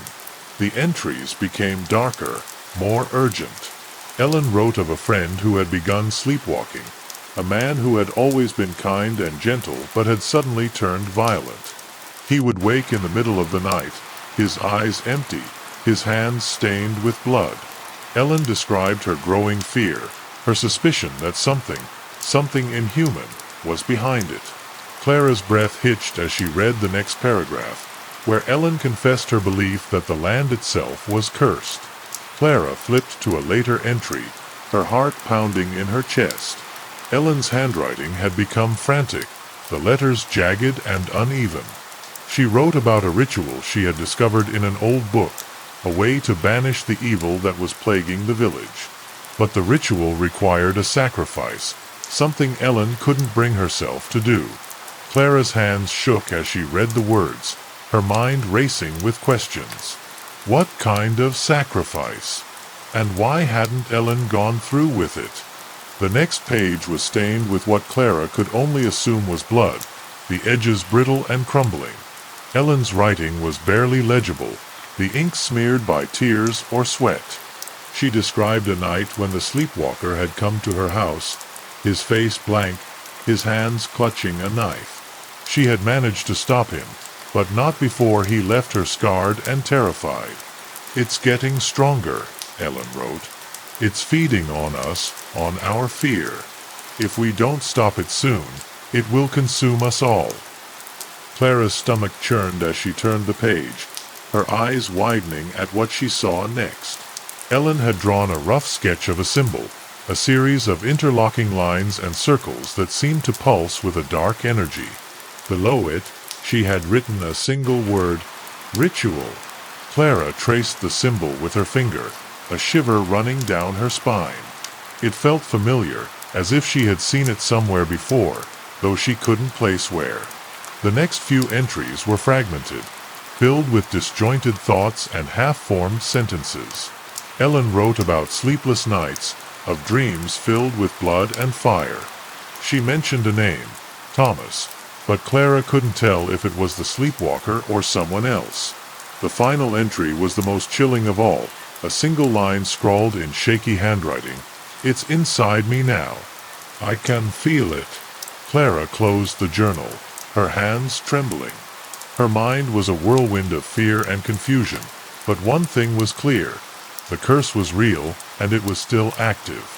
She thought of the Holloway family, of the sleepwalking killer, of the footsteps outside her door. The pieces were starting to come together, but the picture they formed was more horrifying than she could have imagined. She stood abruptly, the chair scraping against the floor. She needed to talk to someone, to share the burden of what she had learned. But who could she trust? The villagers were already on edge, their fear palpable, and Agnes's warning echoed in her mind. Some things, once known, cannot be unknown. Clara hesitated, her hand hovering over the phone. In the end, she called her closest friend, Mark. He had grown up in the village with her, and they had always been able to confide in each other. But when he answered, his voice sounded strange, distant, almost hollow. Clara's heart skipped a beat. "Mark? Are you okay?" There was a long pause before he responded, his words slow and deliberate. "I'm fine. Just tired."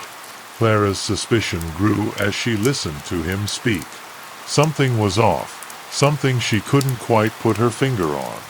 She made an excuse to end the call, her heart pounding in her chest. As she hung up, she couldn't shake the feeling that Mark was hiding something, or that something was hiding inside him. The journal lay on the table, its pages splayed open as if inviting her to read more. But Clara couldn't bring herself to touch it again. Not yet. She needed time to process what she had learned, to decide what to do next. But deep down, she knew that time was a luxury she didn't have. Curse was growing stronger, and if she didn't act soon, it would claim another victim. Perhaps even her. The woods surrounding Black Hollow were thick and foreboding, their ancient trees looming like silent sentinels. Clara hesitated at the edge of the forest, her fingers gripping the strap of her bag tightly. The journal was tucked away inside, its weight a constant reminder of the secrets it held. She had come here on a hunch, a nagging thought that the answers she sought might lie in the very heart of the cursed land. The air was heavy with the scent of damp earth and decaying leaves, the only sound the faint rustling of branches in the breeze. Clara took a deep breath and stepped forward, her boots crunching on the underbrush. The deeper she went, the more the forest seemed to close in around her, the shadows growing darker, the silence more oppressive. She couldn't shake the feeling that she was being watched, that unseen eyes followed her every move. After what felt like hours, Clara stumbled upon a clearing, the ground barren and cracked as if scorched by fire. In the center stood a weathered stone, its surface etched with the same symbol she had seen in Ellen's journal. Her breath caught in her throat as she approached, her fingers brushing over the rough, cold surface. The symbol seemed to pulse beneath her touch, a faint thrum that resonated deep within her chest. Clara knelt beside the stone, her heart pounding. She opened the journal and flipped to the page with the symbol, comparing it to the one before her. They were identical, a confirmation that she was on the right track. But what did it mean? Was this the source of the curse, the place where the evil spirit had been buried? Her mind raced with possibilities, each more unsettling than the last. As she studied the stone, a low guttural sound echoed through the clearing, sending a chill down her spine. Clara froze, her eyes darting around the trees. The sound came again, closer this time, a deep, inhuman growl that made her blood run cold. She stood slowly, her hands trembling as she clutched the journal to her chest. "Who's there?" she called. her voice barely above a whisper. The growl turned into a chuckle, low and menacing, and a figure stepped out from the shadows. It was Mark, but he was barely recognizable. His face was pale and drawn, his eyes blank and empty, as if the life had been drained from them. A cruel smile twisted his lips, and his voice, when he spoke, was not his own. "You shouldn't have come here, Clara," it said, the words dripping with malice. Clara took a step back, her heart pounding in her chest. "Mark? What's happening to you?" The thing that was not Mark tilted its head, its smile widening. "Mark is gone," it said. "He's occupied. But you, Clara, you're exactly what I need. So much fear, so much despair. You'll make a perfect vessel." Her mind raced, terror clawing at her insides. She knew she had to run, but her legs felt like lead, rooted to the spot. The creature advanced, its movements slow and deliberate, as if savoring her fear. Clara's hand slipped into her bag, gripping the journal tightly. If this thing was the curse, then maybe the ritual in the journal could stop it. But how? The creature paused, its head tilting as if sensing her thoughts. "You think you can stop me?" it sneered. "You're no match for me, girl. I've been here for centuries, feeding on your kind. Your ancestors couldn't destroy me, and neither can you." Clara's fingers tightened around the journal, her mind racing. She had to buy time, to find a way out. "Why me?" she asked, her voice trembling. "Why not someone else?" The creature chuckled, its eyes gleaming with malice. "Because you're different," it said. "You're weak, yes, but you're also curious. You want to understand, to uncover the truth. And that makes you dangerous. I can't have you meddling in my affairs." Clara's eyes darted around the clearing, searching for an escape. The creature moved closer, its laughter echoing in her ears. She had only moments to act, her mind racing for a plan. Then she remembered something Agnes had said: "The ritual requires a sacrifice." Her heart clenched at the thought, but she knew what she had to do. With a deep breath, Clara stepped forward, her voice steady despite the terror coursing through her veins. "If you want me," she said, "then come and get me." The creature's smile widened, and it lunged. The creature moved with terrifying speed, its limbs twisting unnaturally as it closed the distance between them. Clara's instincts screamed at her to run, but she stood her ground, clutching the journal like a lifeline. Its pages fluttered as if caught in an invisible wind, and she felt the weight of every word Ellen had written pressing down on her. The creature's laughter echoed in the clearing, a sound that made her bones ache with dread. Just as the creature was within arm's reach, Clara hurled the journal at it with all her strength. The book struck its chest with a dull thud, and for a moment nothing happened. Then the symbol on the stone began to glow, a faint, eerie light that spread across the clearing like fire. The creature froze, its laughter cutting off abruptly as it stared down at the journal. Its eyes widened in something akin to fear. "What have you done?" it snarled, its voice trembling with rage. Clara didn't answer. She didn't know what she had done, only that she had acted on instinct. The glowing light intensified, spreading to the creature's body and wrapping around it like chains. It thrashed and roared, its form flickering between Mark's face and something far more monstrous, something ancient and evil. Clara stumbled back, her breath coming in short, panicked gasps. She watched in horrified fascination as the light tightened around the creature, its screams growing louder and more desperate. The air around her crackled with energy, the ground trembling beneath her feet. She felt a pull, a force that seemed to drag her toward the stone, but she fought it, her hands grasping at the grass to keep herself grounded. The creature's form began to dissolve, its body crumbling into ash as the light consumed it. Mark's face reappeared briefly, his eyes clearing as he looked at Clara with a mixture of fear and gratitude. "Thank you," he whispered before he, too, was gone, leaving only a pile of ash and the faint echo of its laughter. The light dimmed, and the clearing fell silent once more. Clara lay on the ground, her body trembling with exhaustion and relief. She had done it. She had stopped the curse. But at what cost? The journal was gone, reduced to ash along with the creature. Mark was gone, too, and the weight of his sacrifice pressed heavily on her heart. She sat up slowly, her eyes scanning the clearing. The stone was still there, the symbol now dark and lifeless. As she stood, she noticed something glinting in the ash. Kneeling, she reached out and picked it up, a small, jagged piece of obsidian, its surface smooth and cold. The symbol from the stone was faintly etched into its surface, a reminder of what had happened. Clara pocketed it, her mind already racing with questions. Was this part of the ritual? Or was it something else entirely?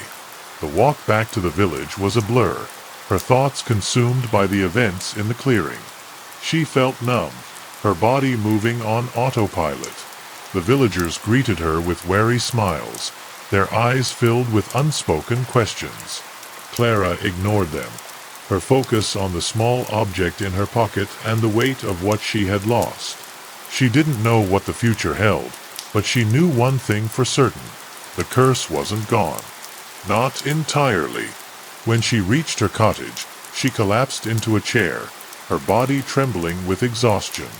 The events of the day replayed in her mind, each detail etched into her memory like a scar.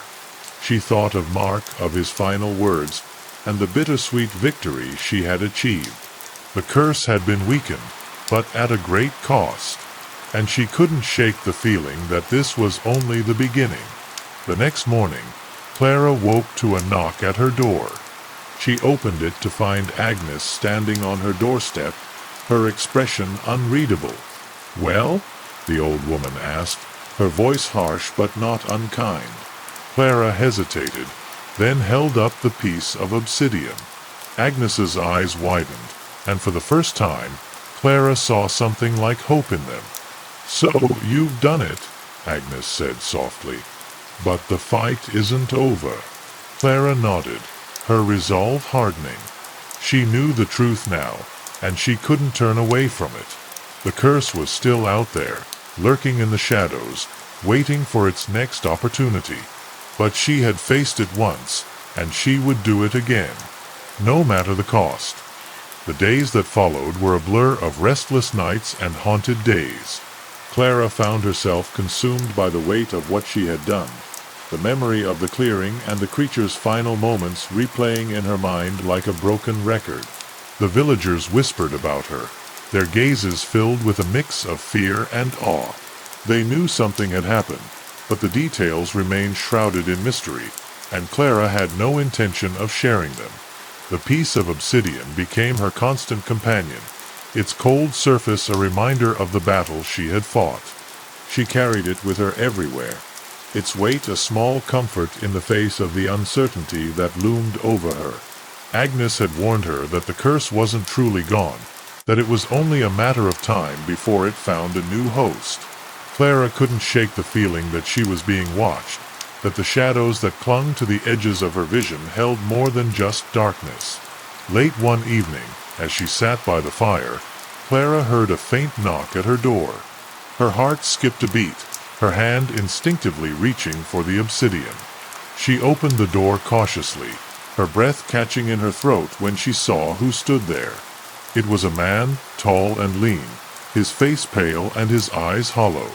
He looked familiar, though Clara couldn't place where she had seen him before. "Can I help you?"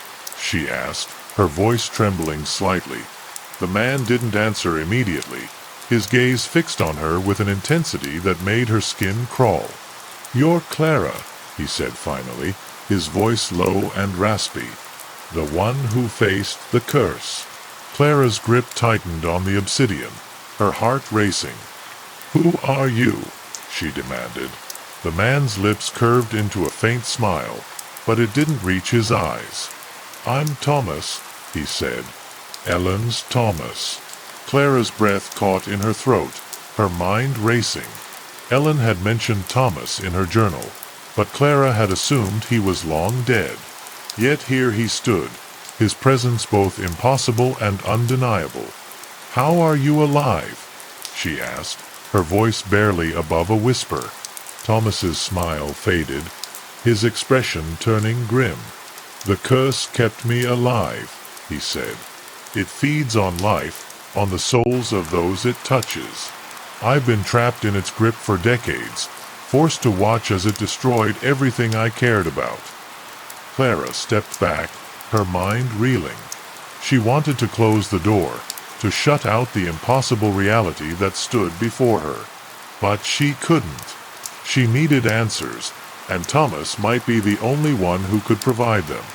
"Come in," she said reluctantly, stepping aside to let him pass. Thomas entered the cottage, his movements stiff and deliberate, as if he were unaccustomed to the act. He sat by the fire, his hands clasped tightly in his lap. Clara sat across from him, her eyes never leaving his face. "If you're here," she said slowly, "then the curse isn't gone." Thomas nodded, his expression grim. "It's weakened, but not destroyed. It's searching for a new host, someone to carry its darkness. And it won't stop until it finds one." Clara's stomach churned, the weight of his words pressing heavily on her. "What do we do?" she asked, her voice trembling. Thomas hesitated, his gaze dropping to the obsidian in her hand. "That," he said, pointing to the stone, "is the key. It's a fragment of the curse, a piece of its power. If we can destroy it, we can weaken the curse further, perhaps even banish it for good. But it won't be easy." Clara's fingers tightened around the obsidian, her mind racing. "How do we destroy it?" she asked. Thomas's eyes met hers, and for the first time, she saw something like hope in them. "There's a place," he said, "deep in the woods, a place where the curse began. If we can take the obsidian there, if we can perform the ritual, we might be able to end this." Clara's heart pounded in her chest, the gravity of his words sinking in. The thought of facing the curse again filled her with dread, but she knew she had no choice. She couldn't let it claim another life, couldn't let it destroy everything she cared about. "We'll do it," she said finally, her voice steady despite the fear that coiled in her chest. Thomas nodded, his expression resolute. "Then we leave at dawn," he said. The forest was cloaked in a thick, eerie mist as Clara and Thomas made their way deeper into the woods. The air was heavy with the scent of damp earth and decaying leaves, the silence unnerving. Every step felt like a struggle, the ground beneath them slick and treacherous. Clara clutched the obsidian tightly, its cold surface a constant reminder of their mission. Thomas walked ahead, his movements slow and deliberate, as if he were fighting against an invisible force. They had been walking for hours, the trees growing denser and the shadows darker. Clara's nerves were frayed, her senses on high alert. She couldn't shake the feeling that they were being watched, that unseen eyes followed their every move. Thomas said nothing, his focus entirely on the path ahead. But Clara could see the tension in his shoulders, the way his hands clenched into fists every time they passed a particularly dark patch of forest. Finally, they reached a small clearing, the ground barren and cracked like the one Clara had encountered before.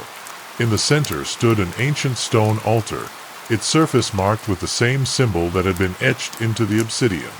Clara's breath caught in her throat as she approached, her fingers brushing over the rough, cold surface. The air around the altar was charged with energy, a faint hum that made her skin prickle. "This is it," Thomas said, his voice barely above a whisper. "This is where the curse began." Clara nodded, her heart pounding in her chest. She placed the obsidian on the altar, her hands trembling as she did so. The stone seemed to pulse beneath her touch, a faint glow emanating from its surface. Thomas stepped forward, his expression grim. "We need to perform the ritual," he said. "The one Ellen wrote about in her journal." Clara's mind raced as she tried to recall the details of the ritual from Ellen's journal. It had required a sacrifice, something she had never been able to fully understand. She turned to Thomas, her eyes wide with fear. "What kind of sacrifice?" she asked. Thomas hesitated, his gaze dropping to the ground. "A life," he said finally. "The ritual requires the life of someone bound to the curse." Clara's heart clenched as the realization dawned on her. Thomas meant himself. He had been bound to the curse for decades, his life sustained by its dark power. If they were to destroy it, he would have to be the one to make the sacrifice. Tears welled in Clara's eyes as she shook her head. "There has to be another way," she said desperately. Thomas reached out, his hand resting on her shoulder. "There isn't," he said gently. "This is the only way to end the curse, to ensure that it can't harm anyone else. I've lived with this for too long, Clara. It's time for me to find peace." Clara wanted to argue, to find some other solution, but she knew he was right. The curse had to be stopped, no matter the cost. She nodded, her throat too tight to speak. Thomas stepped forward, placing his hand on the obsidian. The glow intensified, the air around them crackling with energy. He closed his eyes, his lips moving silently as he recited the words of the ritual. Clara watched in horror as the light spread to his body, wrapping around him like chains. His form began to dissolve, his body crumbling into ash as the light consumed him. When it was over, the clearing fell silent once more. The obsidian was gone, reduced to ash along with Thomas. Clara fell to her knees, her body trembling with grief and relief.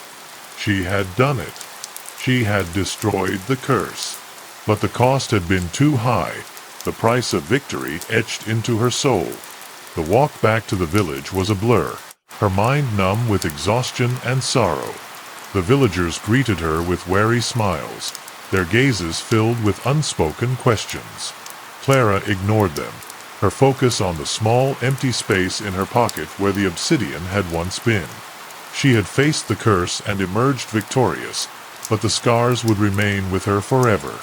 When she reached her cottage, she collapsed into a chair, her body trembling with exhaustion. The events of the day replayed in her mind, each detail etched into her memory like a scar. She thought of Thomas, of his final moments, and the bittersweet victory she had achieved. The curse was gone, but so was he, and she knew that she would carry the weight of his sacrifice with her for the rest of her life. The next morning, Clara woke to a knock at her door.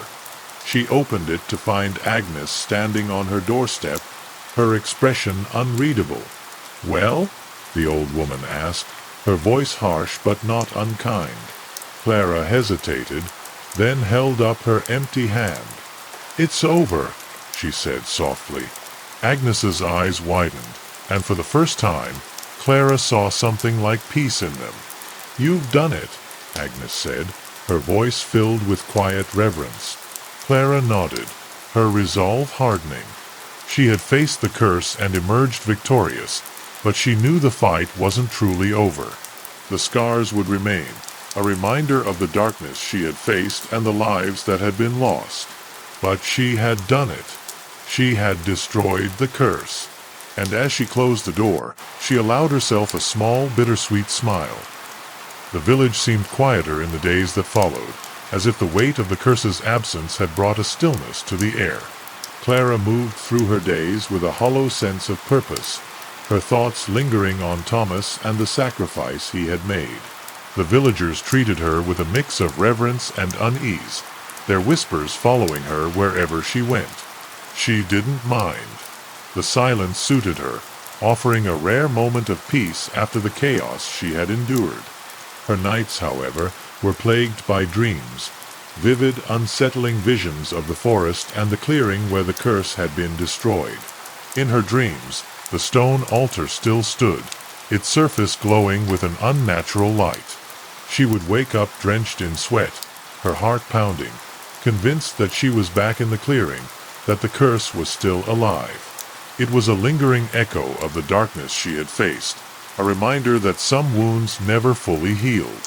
One evening, as she sat by the fire, Clara noticed a strange sensation in her chest, a faint thrum that seemed to resonate deep within her. At first, she dismissed it as exhaustion, but it grew stronger with each passing day, a constant, insistent buzz that refused to be ignored. She found herself drawn to the forest, to the edges of the woods where the trees seemed to loom taller and darker than before. It was as if something was calling to her, a whisper she couldn't quite make out. Clara tried to ignore it, to focus on rebuilding her life in the wake of the curse's destruction. But the pull was too strong, too persistent to ignore. One night, unable to sleep, she slipped out of her cottage and made her way to the edge of the forest. The moon hung low in the sky, casting an eerie silver glow over the trees. Clara hesitated, her heart pounding in her chest. She knew she shouldn't go in, that the forest held nothing but pain and danger. But the thrum in her chest grew stronger, a force that dragged her forward, step by step. The trees closed in around her, their branches twisting like skeletal fingers reaching out to grab her. The air was thick with the scent of damp earth and decaying leaves, the silence oppressive. Clara's breath came in short, panicked gasps as she pushed deeper into the woods, the call growing louder with every step. Finally, she reached the clearing. The stone altar was still there, its surface marked with the same symbol that had been etched into the obsidian. The air around it trembled with energy, a faint hum that seemed to resonate with the thrum in her chest. Clara approached cautiously, her heart pounding in her chest. The altar was empty, the obsidian gone, but something about it felt alive. She reached out, her fingers brushing over the rough, cold surface. The moment her skin made contact, a jolt of energy shot through her, a searing pain that made her cry out. The thrum in her chest intensified, a deafening roar that drowned out all other sound. Clara stumbled back, her hands clutching at her chest as the pain spread through her body, a fire that burned from the inside out. "No," she whispered, her voice trembling with fear. This couldn't be happening. The curse was gone. Thomas had sacrificed himself to destroy it. But as the pain continued to spread, Clara realized the horrifying truth. The curse wasn't gone. It had simply found a new host. And that host was her. The realization hit her like a tidal wave, her mind reeling with terror and denial. She had destroyed the curse, had watched as it consumed Thomas and the obsidian. But somehow it had survived, clinging to her like a parasite. Clara sank to her knees, her body trembling with pain and fear. She didn't know what to do, how to fight something that was now a part of her. The whispers started then, faint at first but growing louder with each passing moment. They were inside her head, a chorus of voices that seemed to mock her, to taunt her with her own fears and doubts. "You thought you could destroy us," they hissed. "But you only made us stronger." Clara clamped her hands over her ears, but it did nothing to block out the voices. They were a part of her, as much as the blood in her veins. Desperate, Clara stumbled back to her cottage, her body racked with pain and exhaustion. She collapsed onto the floor, her mind racing for a solution. She had faced the curse once and emerged victorious. But this time, the enemy wasn't outside of her, it was within her, and she didn't know how to fight it. As the voices continued to whisper in her mind, Clara's resolve hardened. She had faced the curse once, and she would do it again, no matter the cost. Clara sat by the window, her gaze fixed on the forest in the distance. The whispers in her mind had grown louder, more insistent, since the night she had discovered the curse's hold on her. They were relentless, a constant barrage of taunts and threats that left her feeling hollow and broken. She clenched her fists, her nails digging into her palms as she fought to keep her composure. She couldn't let the curse win, not again. The villagers had noticed the change in her, their wary smiles turning to concerned glances as she grew more withdrawn. They didn't know what she was going through, and she didn't have the strength to explain. Agnes was the only one who seemed to understand, her sharp eyes missing nothing. She had come to Clara's cottage that morning, her expression unreadable as she placed a small, leather-bound book on the table. "This might help," Agnes said simply before leaving without another word.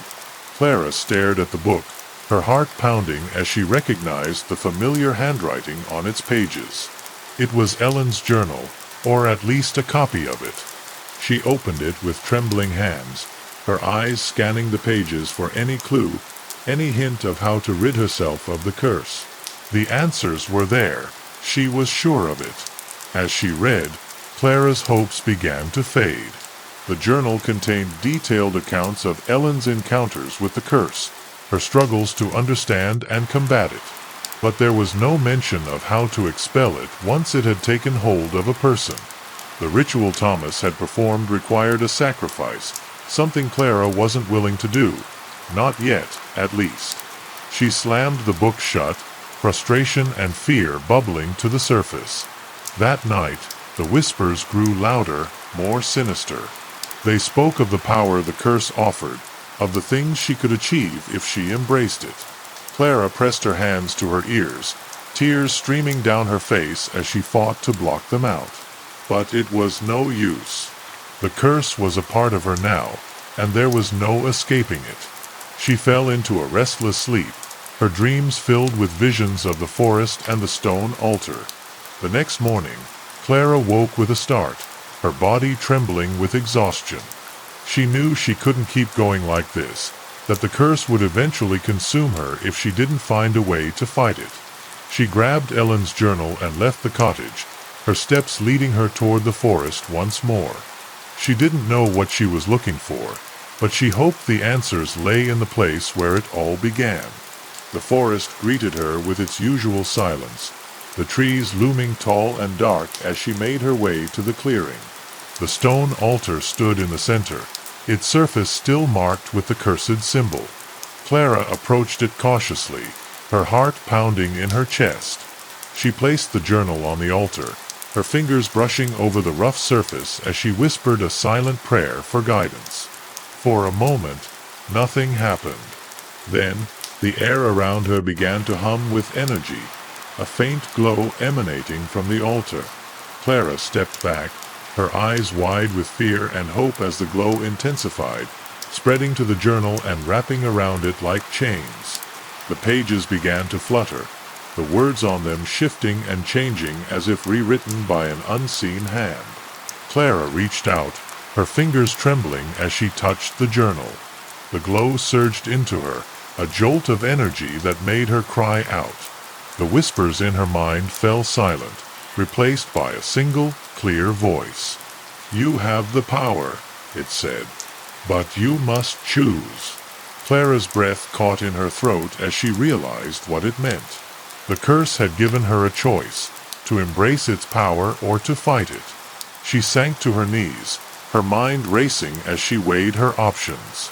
To embrace the curse would mean gaining power, but at the cost of her humanity.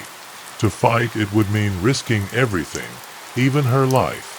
Clara closed her eyes, her heart heavy with the weight of her decision. She knew what she had to do. When she stood, her resolve was firm. She would fight the curse, no matter the cost. She had faced it once and emerged victorious, and she would do it again. She grabbed the journal and left the clearing, her steps steady and sure. The forest seemed to watch her go, its silence a reminder of the darkness she had faced, and the darkness she still had to overcome. Clara returned to the village with a newfound determination, the journal clutched tightly in her hands. The whispers in her mind had quieted, replaced by a single clear voice that urged her to act. She knew what she had to do, but the path ahead was fraught with danger. The villagers watched her with a mix of curiosity and unease, their whispers following her as she made her way to Agnes's cottage. Agnes was waiting for her, her sharp eyes narrowing as Clara entered. She didn't speak, but her gaze shifted to the journal in Clara's hands. "I need your help," Clara said, her voice steady despite the fear that coiled in her chest. Agnes nodded, her expression unreadable. She gestured for Clara to sit, her hands moving to prepare a pot of tea. Clara placed the journal on the table, her fingers brushing over the worn leather cover. "The curse is still alive," she said quietly. "It's inside me." Agnes's hands stilled, her gaze locking onto Clara's. "And what do you plan to do about it?" she asked, her voice harsh but not unkind. Clara took a deep breath, her resolve hardening. "I'm going to fight it," she said. "But I can't do it alone." Agnes studied her for a long moment, then nodded. "There is a way," she said finally, "but it will require a sacrifice, one that you may not be willing to make." Clara's heart clenched at the words, but she didn't hesitate. "I'll do whatever it takes," she said firmly. Agnes's expression softened, a rare hint of sympathy in her eyes. The two women spent the next few hours poring over the journal, searching for any clue that could help them. The pages were filled with Ellen's notes and observations, but there was little mention of how to expel the curse once it had taken hold. Clara's heart sank as she realized the enormity of the task ahead. But she refused to give up. That night, Clara dreamt of the forest once more. In her dream, the stone altar stood in the center of the clearing, its surface glowing with an unnatural light. She approached it cautiously, her heart pounding in her chest. The whispers in her mind fell silent as she reached out, her fingers brushing over the rough surface. When she woke, the answer was clear. The altar was the key. If she could destroy it, she might be able to weaken the curse further, perhaps even rid herself of it entirely. But it would require a sacrifice, one that she wasn't sure she was ready to make. The next morning, Clara and Agnes set out for the forest, their steps steady and sure. The villagers watched them go, their whispers filled with unease. Clara ignored them, her focus entirely on the task ahead. The forest greeted them with its usual silence, the trees looming tall and dark as they made their way to the clearing. The stone altar stood in the center, its surface marked with the cursed symbol. Clara approached it cautiously, her heart pounding in her chest. She placed the journal on the altar, her fingers brushing over the rough surface as she whispered a silent prayer. For a moment, nothing happened. Then, the air around her began to hum with energy, a faint glow emanating from the altar. Clara stepped back, her eyes wide with fear and hope as the glow intensified, spreading to the journal and wrapping around it like chains. The pages began to flutter, the words on them shifting and changing as if rewritten by an unseen hand. The whispers in her mind fell silent, replaced by a single, clear voice. "You have the power," it said, "but you must choose." Clara closed her eyes, her heart heavy with the weight of her decision. She knew what she had to do. She placed her hand on the altar, the glow intensifying as she whispered the words of the ritual. The pain was instantaneous, a searing fire that burned through her body. But she didn't stop. She couldn't. When it was over, the clearing fell silent once more. The altar was gone, reduced to ash along with the journal. Clara fell to her knees, her body trembling with exhaustion and relief. The whispers in her mind were silent, the curse finally gone. She had done it. She had destroyed the curse. As she made her way back to the village, Clara allowed herself a small, bittersweet smile. The fight was over, and she had emerged victorious. The scars would remain, a reminder of the darkness she had faced, but she knew she would carry them with pride.